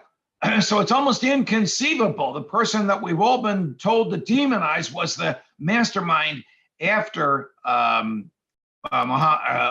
bin Laden of 9/11. Now the government is afraid to try him because of what he'll say in his own defense. All of this because George W. Bush and Lindsey Graham and his colleagues established a system which eviscerated the rule of law, which gloried in torture, and which created a system that perverted right and wrong and justice. If this guy is as evil as we've all been told he is, he's going to skate. He's going to be in jail, but he's going to skate because of what Bush did to due process. What should happen to Gitmo and George Bush over this, Judge? George Bush, I got a lot of trouble with this at Fox for telling Ralph Nader in a non-Fox environment that I never thought Roger Ailes would see, but he did, that George Bush and Dick Cheney should be tried for war crimes, absolutely tried for war crimes, for leading us into wars under false pretenses and for slaughtering innocents. Gitmo, which has cost $100 billion in 20 years, should be razed, destroyed, not even sold to the Cuban government. Nobody should use it. It should be razed, and the soil should be sown with salt, like they did, like the Carthaginians did in Rome, so that it would never, ever, ever grow up again. And the rule of law should be restored. When a foreign civilian commits a crime against an American civilian on American territory, they should be prosecuted in an American federal court, given all the protections of the Constitution, and the prosecutors would have all the zeal available to them. But this nonsense in Guantanamo Bay has not produced a single conviction of anybody involved in 9/11. Easy number to remember, not one, zero. Thank you, George. Judge Andrew Napolitano, he is the host of the Judging Freedom podcast, and he never minces words, even at great personal danger to himself. Free speech. The judge stands for liberty. He stands for freedom. He stands for everything that makes America great. If you truly wanted to make America great again, you take Judge Napolitano's advice, and you can hear it on his show, the Judging Freedom podcast. Download it on any of your mobile devices. And, of course, read his weekly column at judgenap.com. He's a great friend, a great man, and a personal hero. Thank you, Judge, for your time today. God love you, Austin. Until next week. Thank you. Thank you very much for your time. Judge Andrew Napolitano, what did you think of the judge? Boy, he never minces words, does he? He's a great friend of freedom. Send us a text at 573-319-1586. We'd love to hear from you. We'll be back with more. Elon Musk gets a list of demands from his future employees. He's supposed to take over Twitter on Friday, and his future employees sent a list of demands to him. Wait until you hear and see what these demands are. We'll be back, and I've got that list for you on the Wake Up America Show at wakeupAmericaShow.com. Want an engaging website to boost your business? You're just a click away from 5-star Fiverr talent. Hundreds of freelancer skills like web design.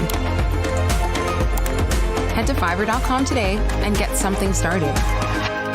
American conservatism is distinct, like America is distinct from the United Kingdom. American conservatism's roots comes out of the Wild West, out of pioneerism. The difference between American conservatives and European conservatives is that Americans are cowboys. We are that God, guns, gold, and girls. It's wild here. And we should stay that way.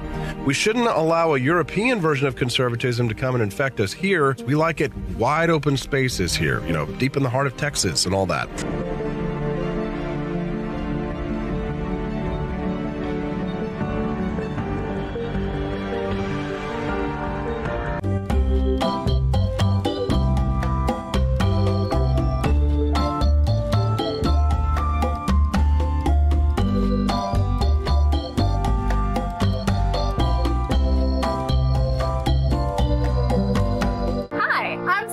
Austin's wife. I want to thank you all for watching the Wake Up America show with Austin Peterson. This show has been a huge venture for our family, so we would love it if you could join us. I believe in liberty, and I believe in Austin's ability to spread the ideas of liberty. Do you? I want to ask you today to join Peterson's Patriots with a pledge of $17.76 a month. Help us to stay cancel-proof so we can spread the message of limited government across the country. I joined Peterson's Patriots myself, just in a little different way. Visit wakeupAmericaShow.com/support and make your pledge today.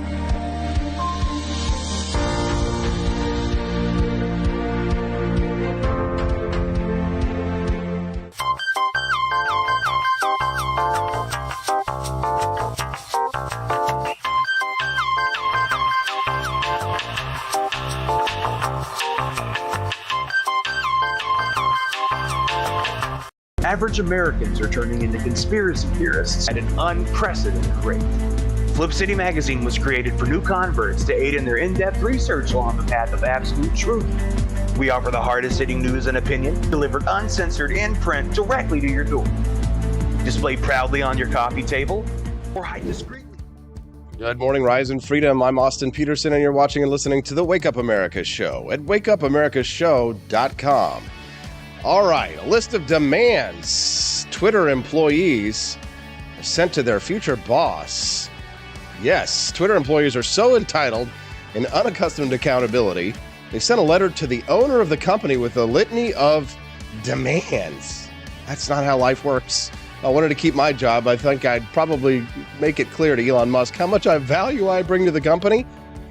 The staff, Elon Musk, and board of directors write the Twitter employees. They say, we, the undersigned Twitter workers, believe the public conversation is in jeopardy. Uh-oh, here we go.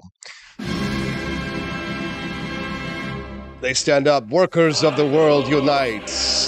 The United Socialist Republic of Silicon Valley make list of demands to future employer Elon Musk.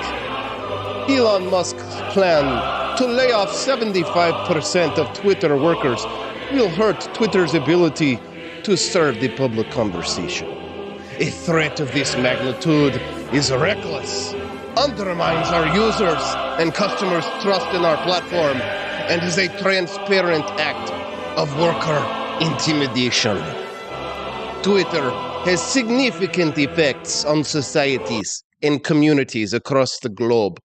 As we speak, Twitter is helping to uplift independent journalism in Ukraine and Iran, as well as empowering social movements around the world. How do you like my Russian accent? All right, so here's the list of demands that the Twitter employees made. One, they demand respect. We demand respect. Does anybody remember that show? What was it with Jason Bateman and Will Arnett, and he's a magician. And why am I forgetting the names of these shows and movies these days?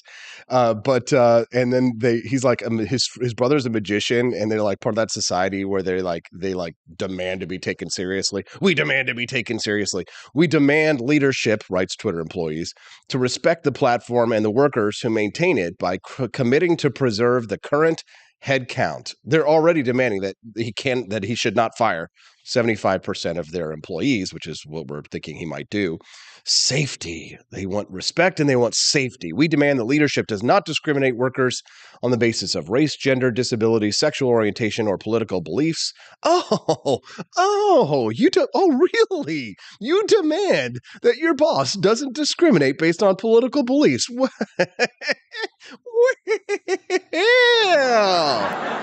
Oh, yeah. How does that feel? Yeah. I think, what would that be like? To be discriminated against for your political beliefs? You know how that makes me feel? Protection. They demand Elon Musk explicitly commit to preserve our benefits, those listed in the merger agreement, and to ensure fair severance policies for all workers before and after any change in ownership. And then they demand dignity. We demand transparent, prompt, and thoughtful communication around our working conditions. We demand to be treated with dignity and to not be treated as mere pawns in a game played by billionaires. Oh.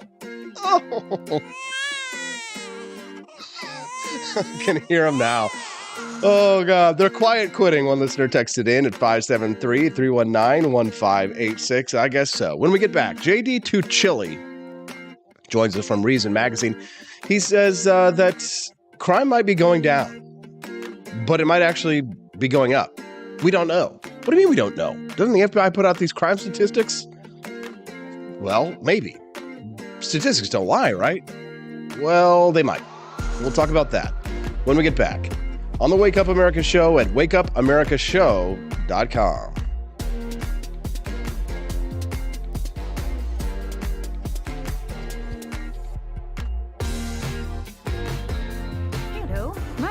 Is Kelvin. Welcome to Frenchy Bush. This is my Didi's website. Now I've decided to speak to you with my real voice for the first time ever to tell you about how cool Frenchy Bush is. But I've decided that this is the perfect opportunity to share with you. Frenchy Bush is a good website. You should follow us on socials. If you like Frenchies or any kind of bulldogs, me and my new brother George are going to try to make your life more fun. Hello, I'm George. My neck isn't really thick yet, but it will be. We are so glad you're here. Please ignore my floating eyeball. It helps me spot predators who might be approaching from the sides. Didi made Frenchy bullshit to review things that he uses on me and my brother to tell you if it's good or bullshit.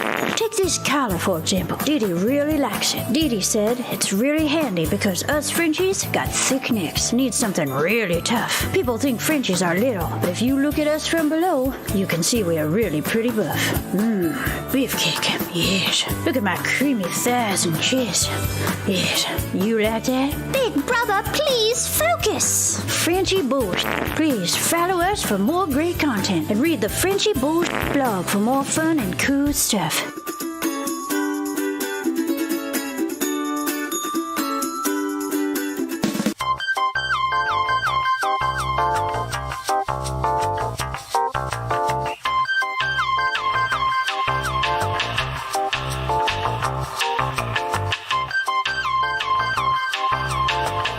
I'm a public defender. I am a public defender. I'm proud to be a public defender. 80% of Americans accused of a crime will get appointed a public defender. Everybody from a speeding ticket to capital murder. For every dollar we spend on public defenders, we spend $3 on prosecutors. Public defenders have to do pretty much everything on their own. Social workers, counselors. Investigating is another piece of it. The average public defender holds 300 cases annually. You never feel like there's enough time. Public defenders have health issues all the time. A lot of people give up and say, I can't do this work anymore. Gideon's Promise trains, mentors, and supports public defenders.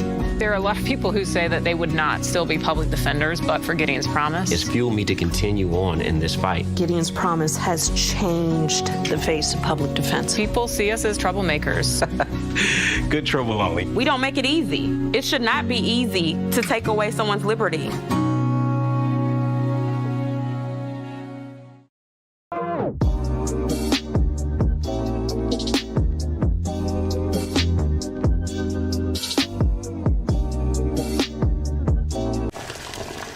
Ever hear the one about the frog? Put a frog in a pot of boiling water and it'll jump right out. Here's my resume again. But put a frog in a pot of cool water and slowly heat it up, and that frog will boil. It's a lie. But as a metaphor for us and all that we go through as veterans, You have any real-world experience? it's a story that rings true. We make excuses for how we feel. We push everything down. We tell ourselves the lie that it's easier to stay in that boiling water, to disconnect, And some days, maybe it is. But you've never been interested in easy. Make no mistake, reaching out is hard. Do it anyway. You're not alone. You've got this. You are not. Find resources at va.gov/reach.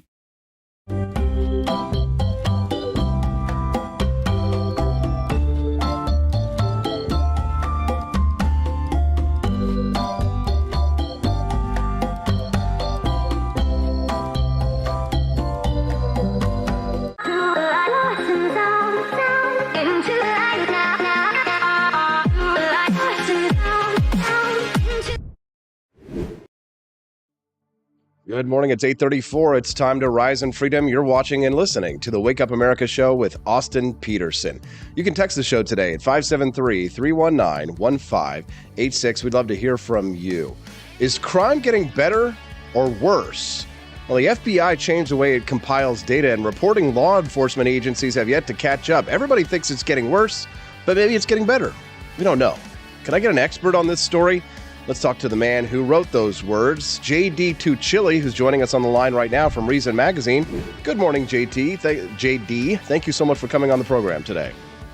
Thank you for having me on. I appreciate it. Yeah, so what's the premise here? The FBI changes the way it compiles data, but all the reporting that I'm seeing over the last 6 months or so is that crime is on the rise. But do we actually know that?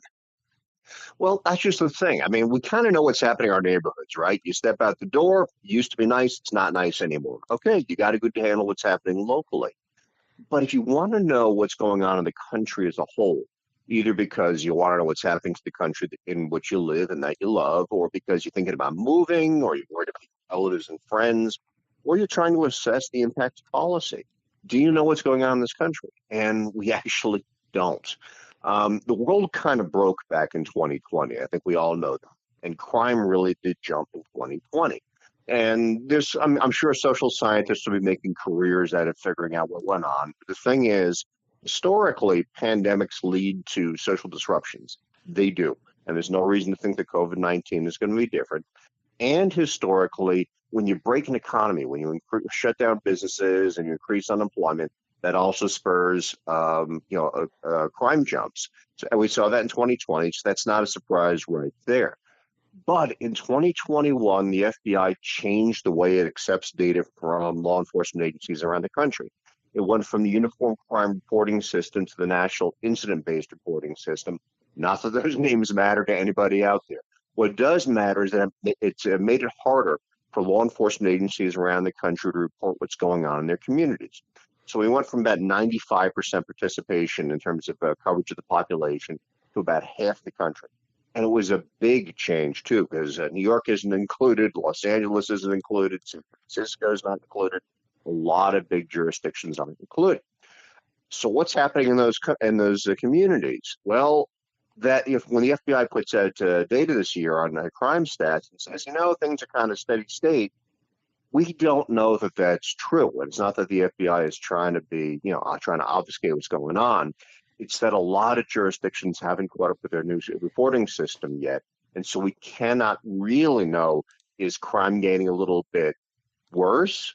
Is it finally improving after we broke the country in 2020? We can't extrapolate beyond what we can see in our own communities. And it really matters a lot if you're trying to assess what's going on in the country at large. If you're just tuning into the program, we're speaking to JD Tuccilli. He is a writer at Reason Magazine. We're talking about crime reporting statistics. So do you think it's going to be some time before we actually get this sorted out? Oh, absolutely. These jurisdictions are going to have to invest time and effort into switching over from the old way that was 100 years old to the new way of compiling data, much more detailed, much more broken out, a lot more crimes to check the box on. They're going to have to move over to that. And frankly, it's not their priority. It's nice to give data to the FBI, but if you're trying to please people who actually live in your community, making the FBI happy is not your top priority. So in a couple of years, whenever, San Francisco, New York, and LA are going to get around getting their data switched over to the new system and reporting to the FBI. Between now and then, sometimes really bad. Crime was really dropping for a long time, from the early 90s up until 2019. As late as 2019, the FBI was putting out press releases boasting that once again, both violent and property crimes had dropped, and they dropped a lot, half or more over those years. And then they jumped in 2020. We know that. But the thing is, during those decades, people thought that crime was going up. If you surveyed them, if you asked them, people actually thought crime was going up when it was half the level it had been when they were kids. And that's because we tend to look at news stories and say, oh, well, and by the way, we think that's one of the reasons. We don't really know why people catastrophize. People assumed, though, for decades that the crime was getting worse when it was not. So we need that hard information to be able to say, actually, what's really going on is this. In the meantime, we just look at people and say, we don't know what's going on.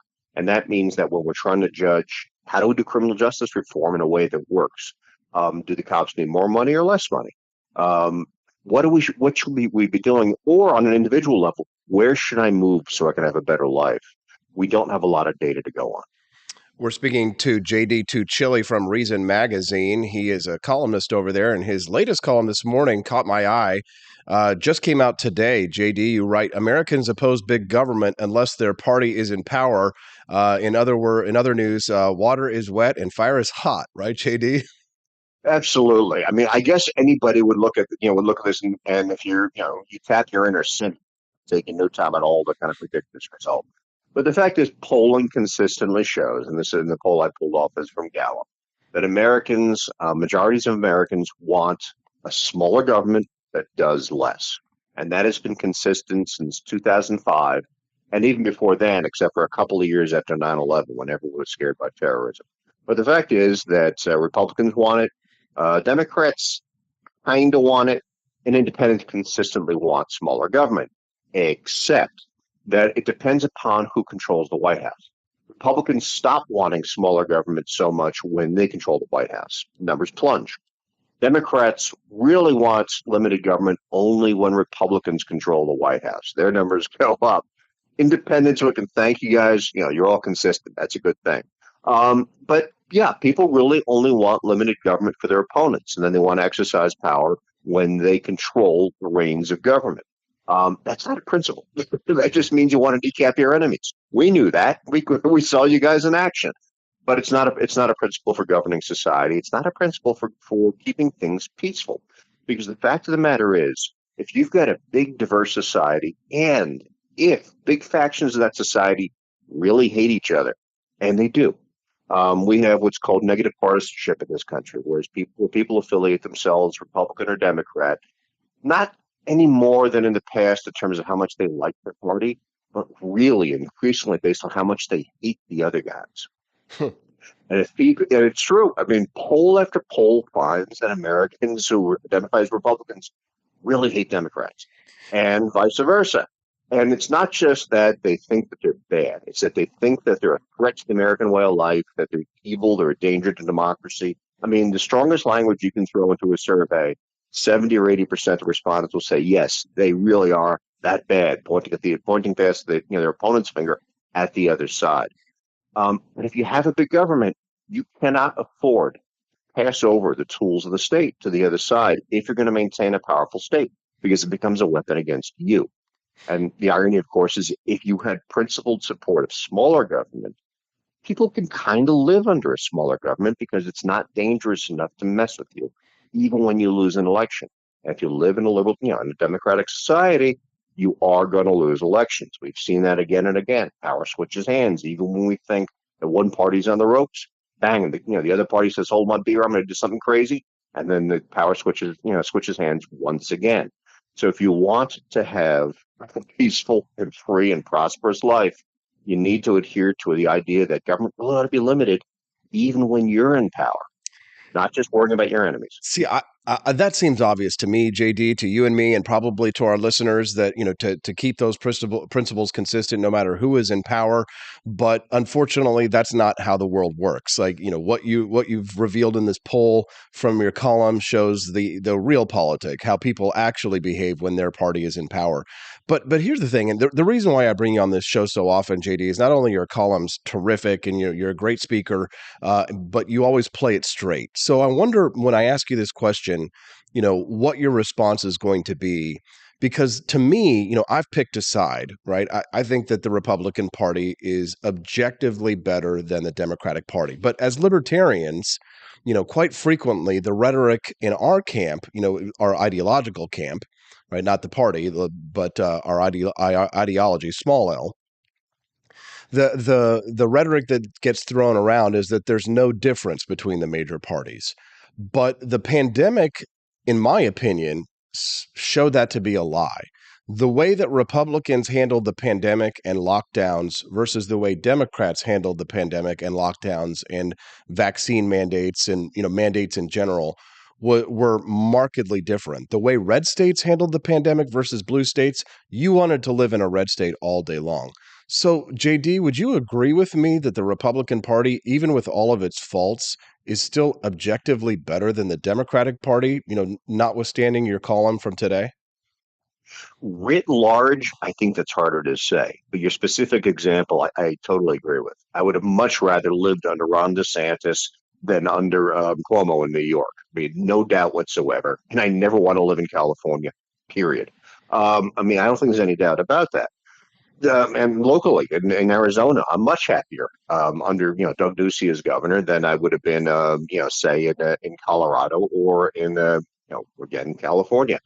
The problem comes when you try to say holistically, the whole party on one hand is better than the whole party on the other hand, and then somebody comes forward and says, "No, I really am as crazy as the other guy said, as the other party says I am." I think locally we can make assessments. Arizona, I'm happier with the Republicans. That really is it's not, at least for the last couple of years. We'll see if the new crop is taking in, which is looking pretty crazy, is the case. But I'm really hesitant to make these holistic statements about an entire political party because both parties are capable of putting forward really crazy people, not in the same way. I'm not going to say that they're the same, but I'm saying that they can be awful in their own very, very special ways. And I guess that does give us a choice, but it's not always a great choice. JD, do you have an opinion about the Libertarian Party itself? Do you see them as a superior option? Do you vote Libertarian or do you vote at all? I generally vote Libertarian. And again here, it was a hold my beer moment. The Libertarian Party has been taken over by a new faction with which I'm really not impressed. Here in Arizona, Mises Caucus has not achieved critical mass yet. I just voted. I've already voted in the local election. I voted for Mark Victor who's the Libertarian candidate for Senate. But as a party nationwide, I'm sympathetic to say the Libertarian Party in New Mexico, which split from the National Party. I'm sympathetic to the Keystone Party in Pennsylvania, which is a moderate Libertarian Party. It broke away because they thought the National Libertarian Party had gone completely nuts. So I wish I had a political party to point to right now that I really like. And the fact of the matter is I don't. Do you think that so here's like another bigger picture question for you, JD. Do you think that we would be improved by more parties in this country? Because, not just because I'm a Republican now, I'm not necessarily dyed in the wool, but I mean, when you look at what Europe has, their parliamentary democracy, their multi-party parliamentary democracy, it doesn't seem to be much of an improvement, JD. Wouldn't you agree? Yeah, in a lot of ways it isn't. Although I'll tell you, if you're looking for a party that's fairly consistent or represent you, you'll find it in a lot of European countries. There are libertarians in Parliament in Belgium. There are libertarians in Parliament in the Netherlands. There are libertarians in Parliament, in Slovakia. All these countries that have multiple political parties, there's not a temptation to kind of get into somebody else's party and take it over and turn it into what you want. Because you really can start a new party and it will represent you. So you end up with representation in Parliament. The question is then, of course, does that impact the overall political situation? And I guess then what we're really asking about is probably less the political system than the political culture. Do I love the political culture of Italy? No. I don't. But I have probably have a better chance of being represented in Italy's parliament than I do in the U.S. Congress. So you kind of pick your poison and maybe the cuisine that you like. Good points. JD Tuccilli, he's a writer at Reason Magazine. He's got a real level head on his shoulders, and we're grateful for your time. JD, thanks for coming on the show today. I appreciate you having me. You take care. Thank you very much. What do you think of JD Tuccilli? Send us a text, 573-319-1586. That's 573-319-1586. All right, when we come back, I've got 15 facts that yanked my chain. We're going to talk about it when we get back on the Wake Up America Show at wakeupAmericaShow.com.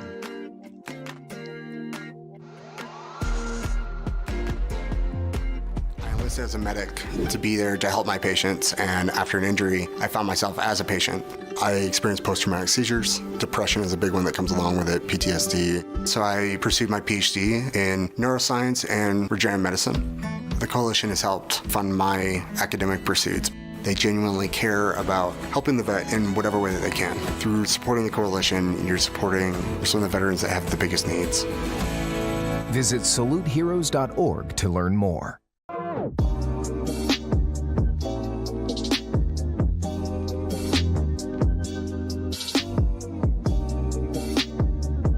If there wasn't going to be somebody who was a fiery champion of liberty, somebody who would get out there and who would be aggressive, and if they wouldn't do it with more fire or passion than I had, then I would go and I would fight this battle for us. I've fought for the principles that we all share. Parties tend to be secondary to me. We're here because we believe in the principles of liberty. I am not a perfect messenger, but I think I'm a damn good one. This is a replica of our first president's flintlock pistol. You have my full support, my respect, and my gun.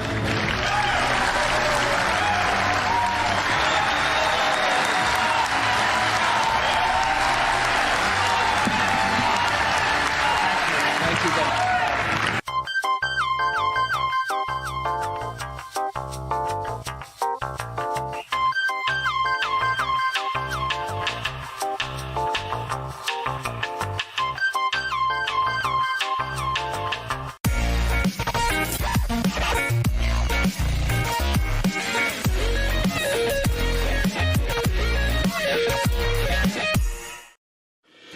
Enough yet? Do facts no longer matter? Are lies to be encouraged instead of punished? This is not our inheritance. If truth no longer matters, we will not remain free for long. This is our generation's challenge, to defend our founders' hope that we the people could self-govern if we defend our right to get the facts. And right now, we're building the only defense of free people have. The facts on every politician, every position they held, every statement they've made, every vote they've made, and any cash they've taken. It's the real history on those now pandering for your vote.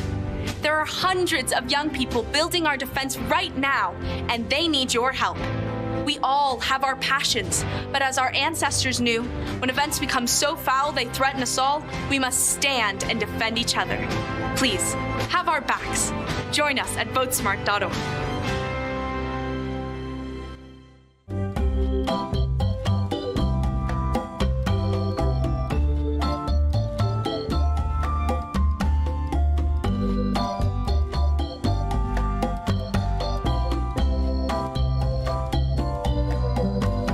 What would happen if I had to pick up the phone, call 911 for one of my family members or one of my neighbors? What would I do if no one was on the other end to respond? What if there was no 911? You can be a part of the solution. Anybody can be a firefighter. Male, female, younger, older. We have school teachers. We have leaders in business. Is me, you, anyone that wants to be. There is no typical firefighter. Halloween is coming. The festival of Samhain approaches, and your lazy butt doesn't have a Halloween costume yet? How can you pledge allegiance to the Dark Lord this year and possibly offend everyone at the same time? Visit the AP for Liberty shop and get your shirt today. The 9 most terrifying words in the English language are, I'm from the government, and I'm here to help. So grab your government is scary tea and tell everyone at the party that you're here to help. Other great seasonal items are available as well, so don't miss out. Then visit AP for Liberty Shop today. That's apforlibertyshop.com.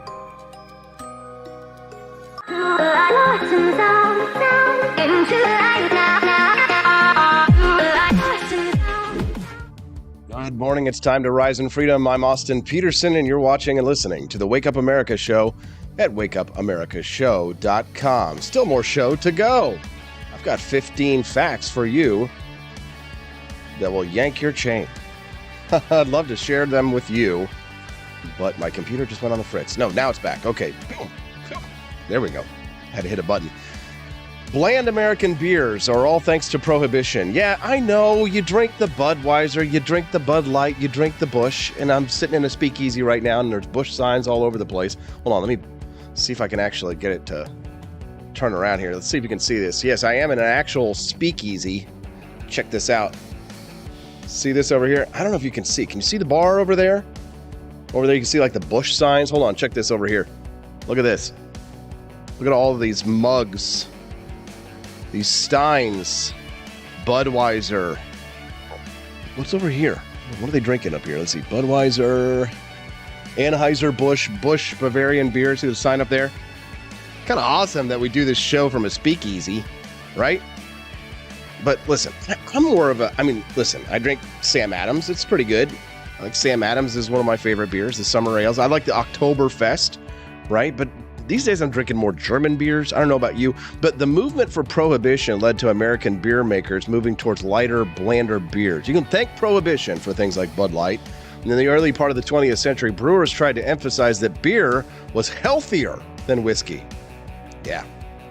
Today, Bud Light alone has a greater market share than all craft beers combined. Interesting.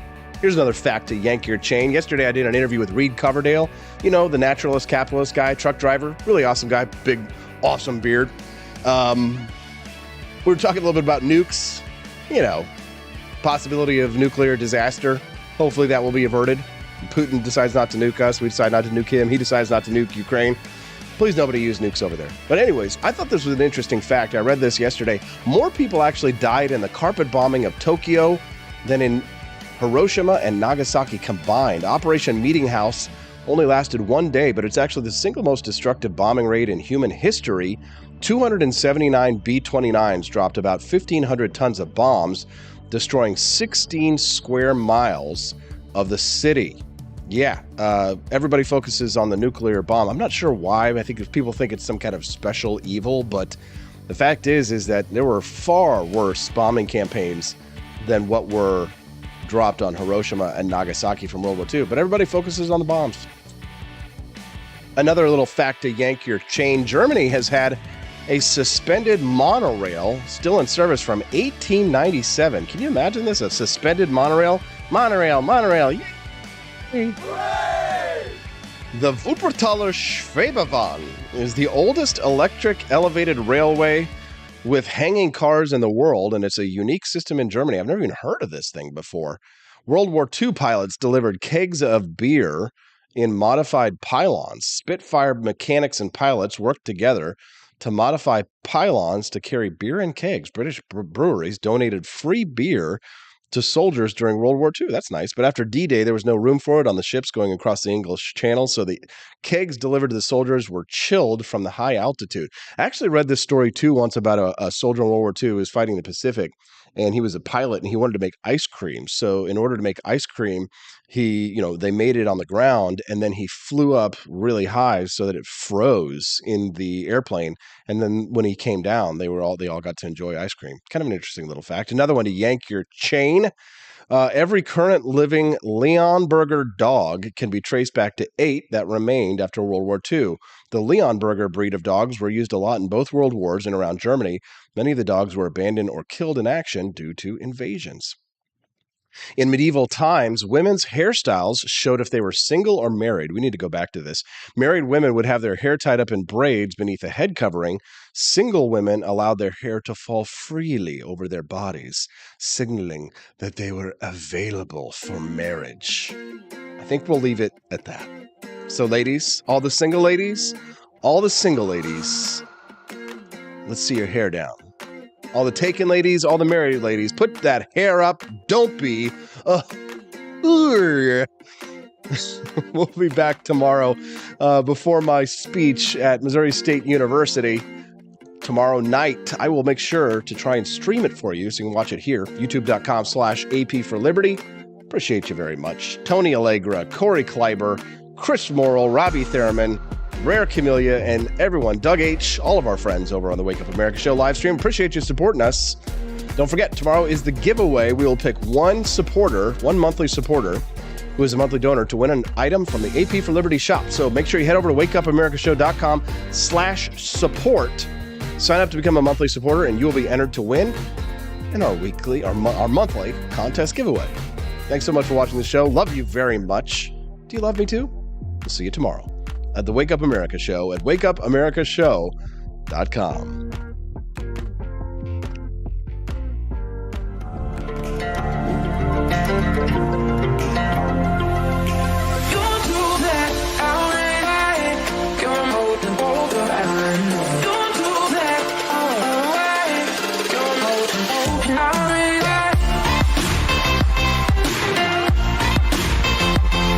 It's morning again in America.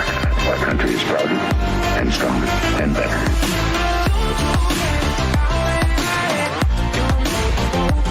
I like shooting things, but whenever I can't shoot something, I like to cut things. My life isn't all about shooting and stabbing and cutting, though. Sometimes I have to do actual work, but when I work, I still like to have fun. And there's nothing less fun than trying to cut with a crappy knife. Thankfully, from the ancient sect of Christian knights, who also loved cutting and stabbing, comes a new implement that has received my personal blessing, the Templar knife.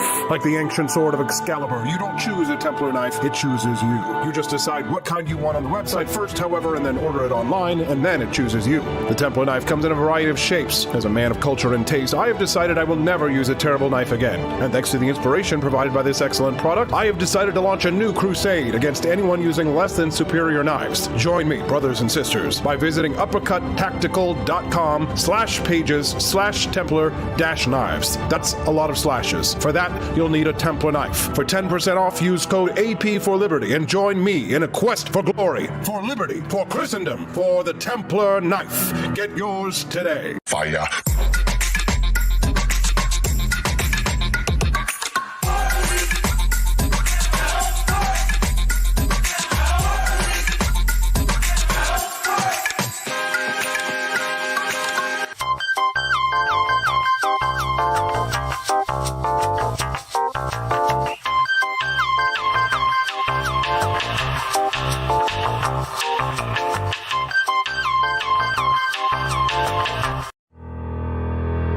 Your printing company stinks. They charge you too much money, and they don't love America enough. We've got the solution. Patriot Printing USA. Whether you're running for office, saving souls, or just need business cards that will get you the new job you've been looking for, Patriot Printing USA has got you covered with the best prices around. Palm cards, brochures, bumper stickers, door hangers, you name it, we've got it. PatriotPrintingUSA.com. That's PatriotPrintingUSA.com.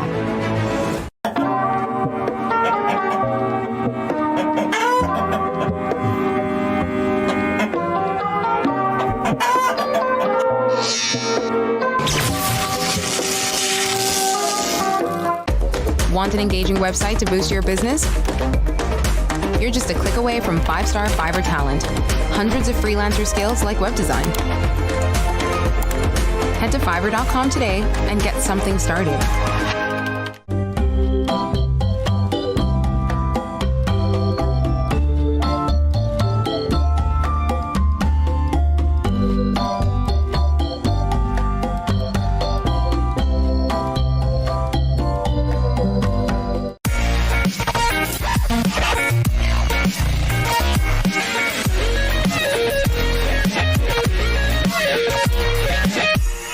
Average Americans are turning into conspiracy theorists at an unprecedented rate. Flip City Magazine was created for new converts to aid in their in-depth research along the path of absolute truth. We offer the hardest-hitting news and opinion delivered uncensored in print directly to your door. Display proudly on your coffee table or hide discreetly under your mattress. Flip City is the magazine they don't want you to see, much less read. Subscribe to Flip City Magazine today at flipcitymag.com.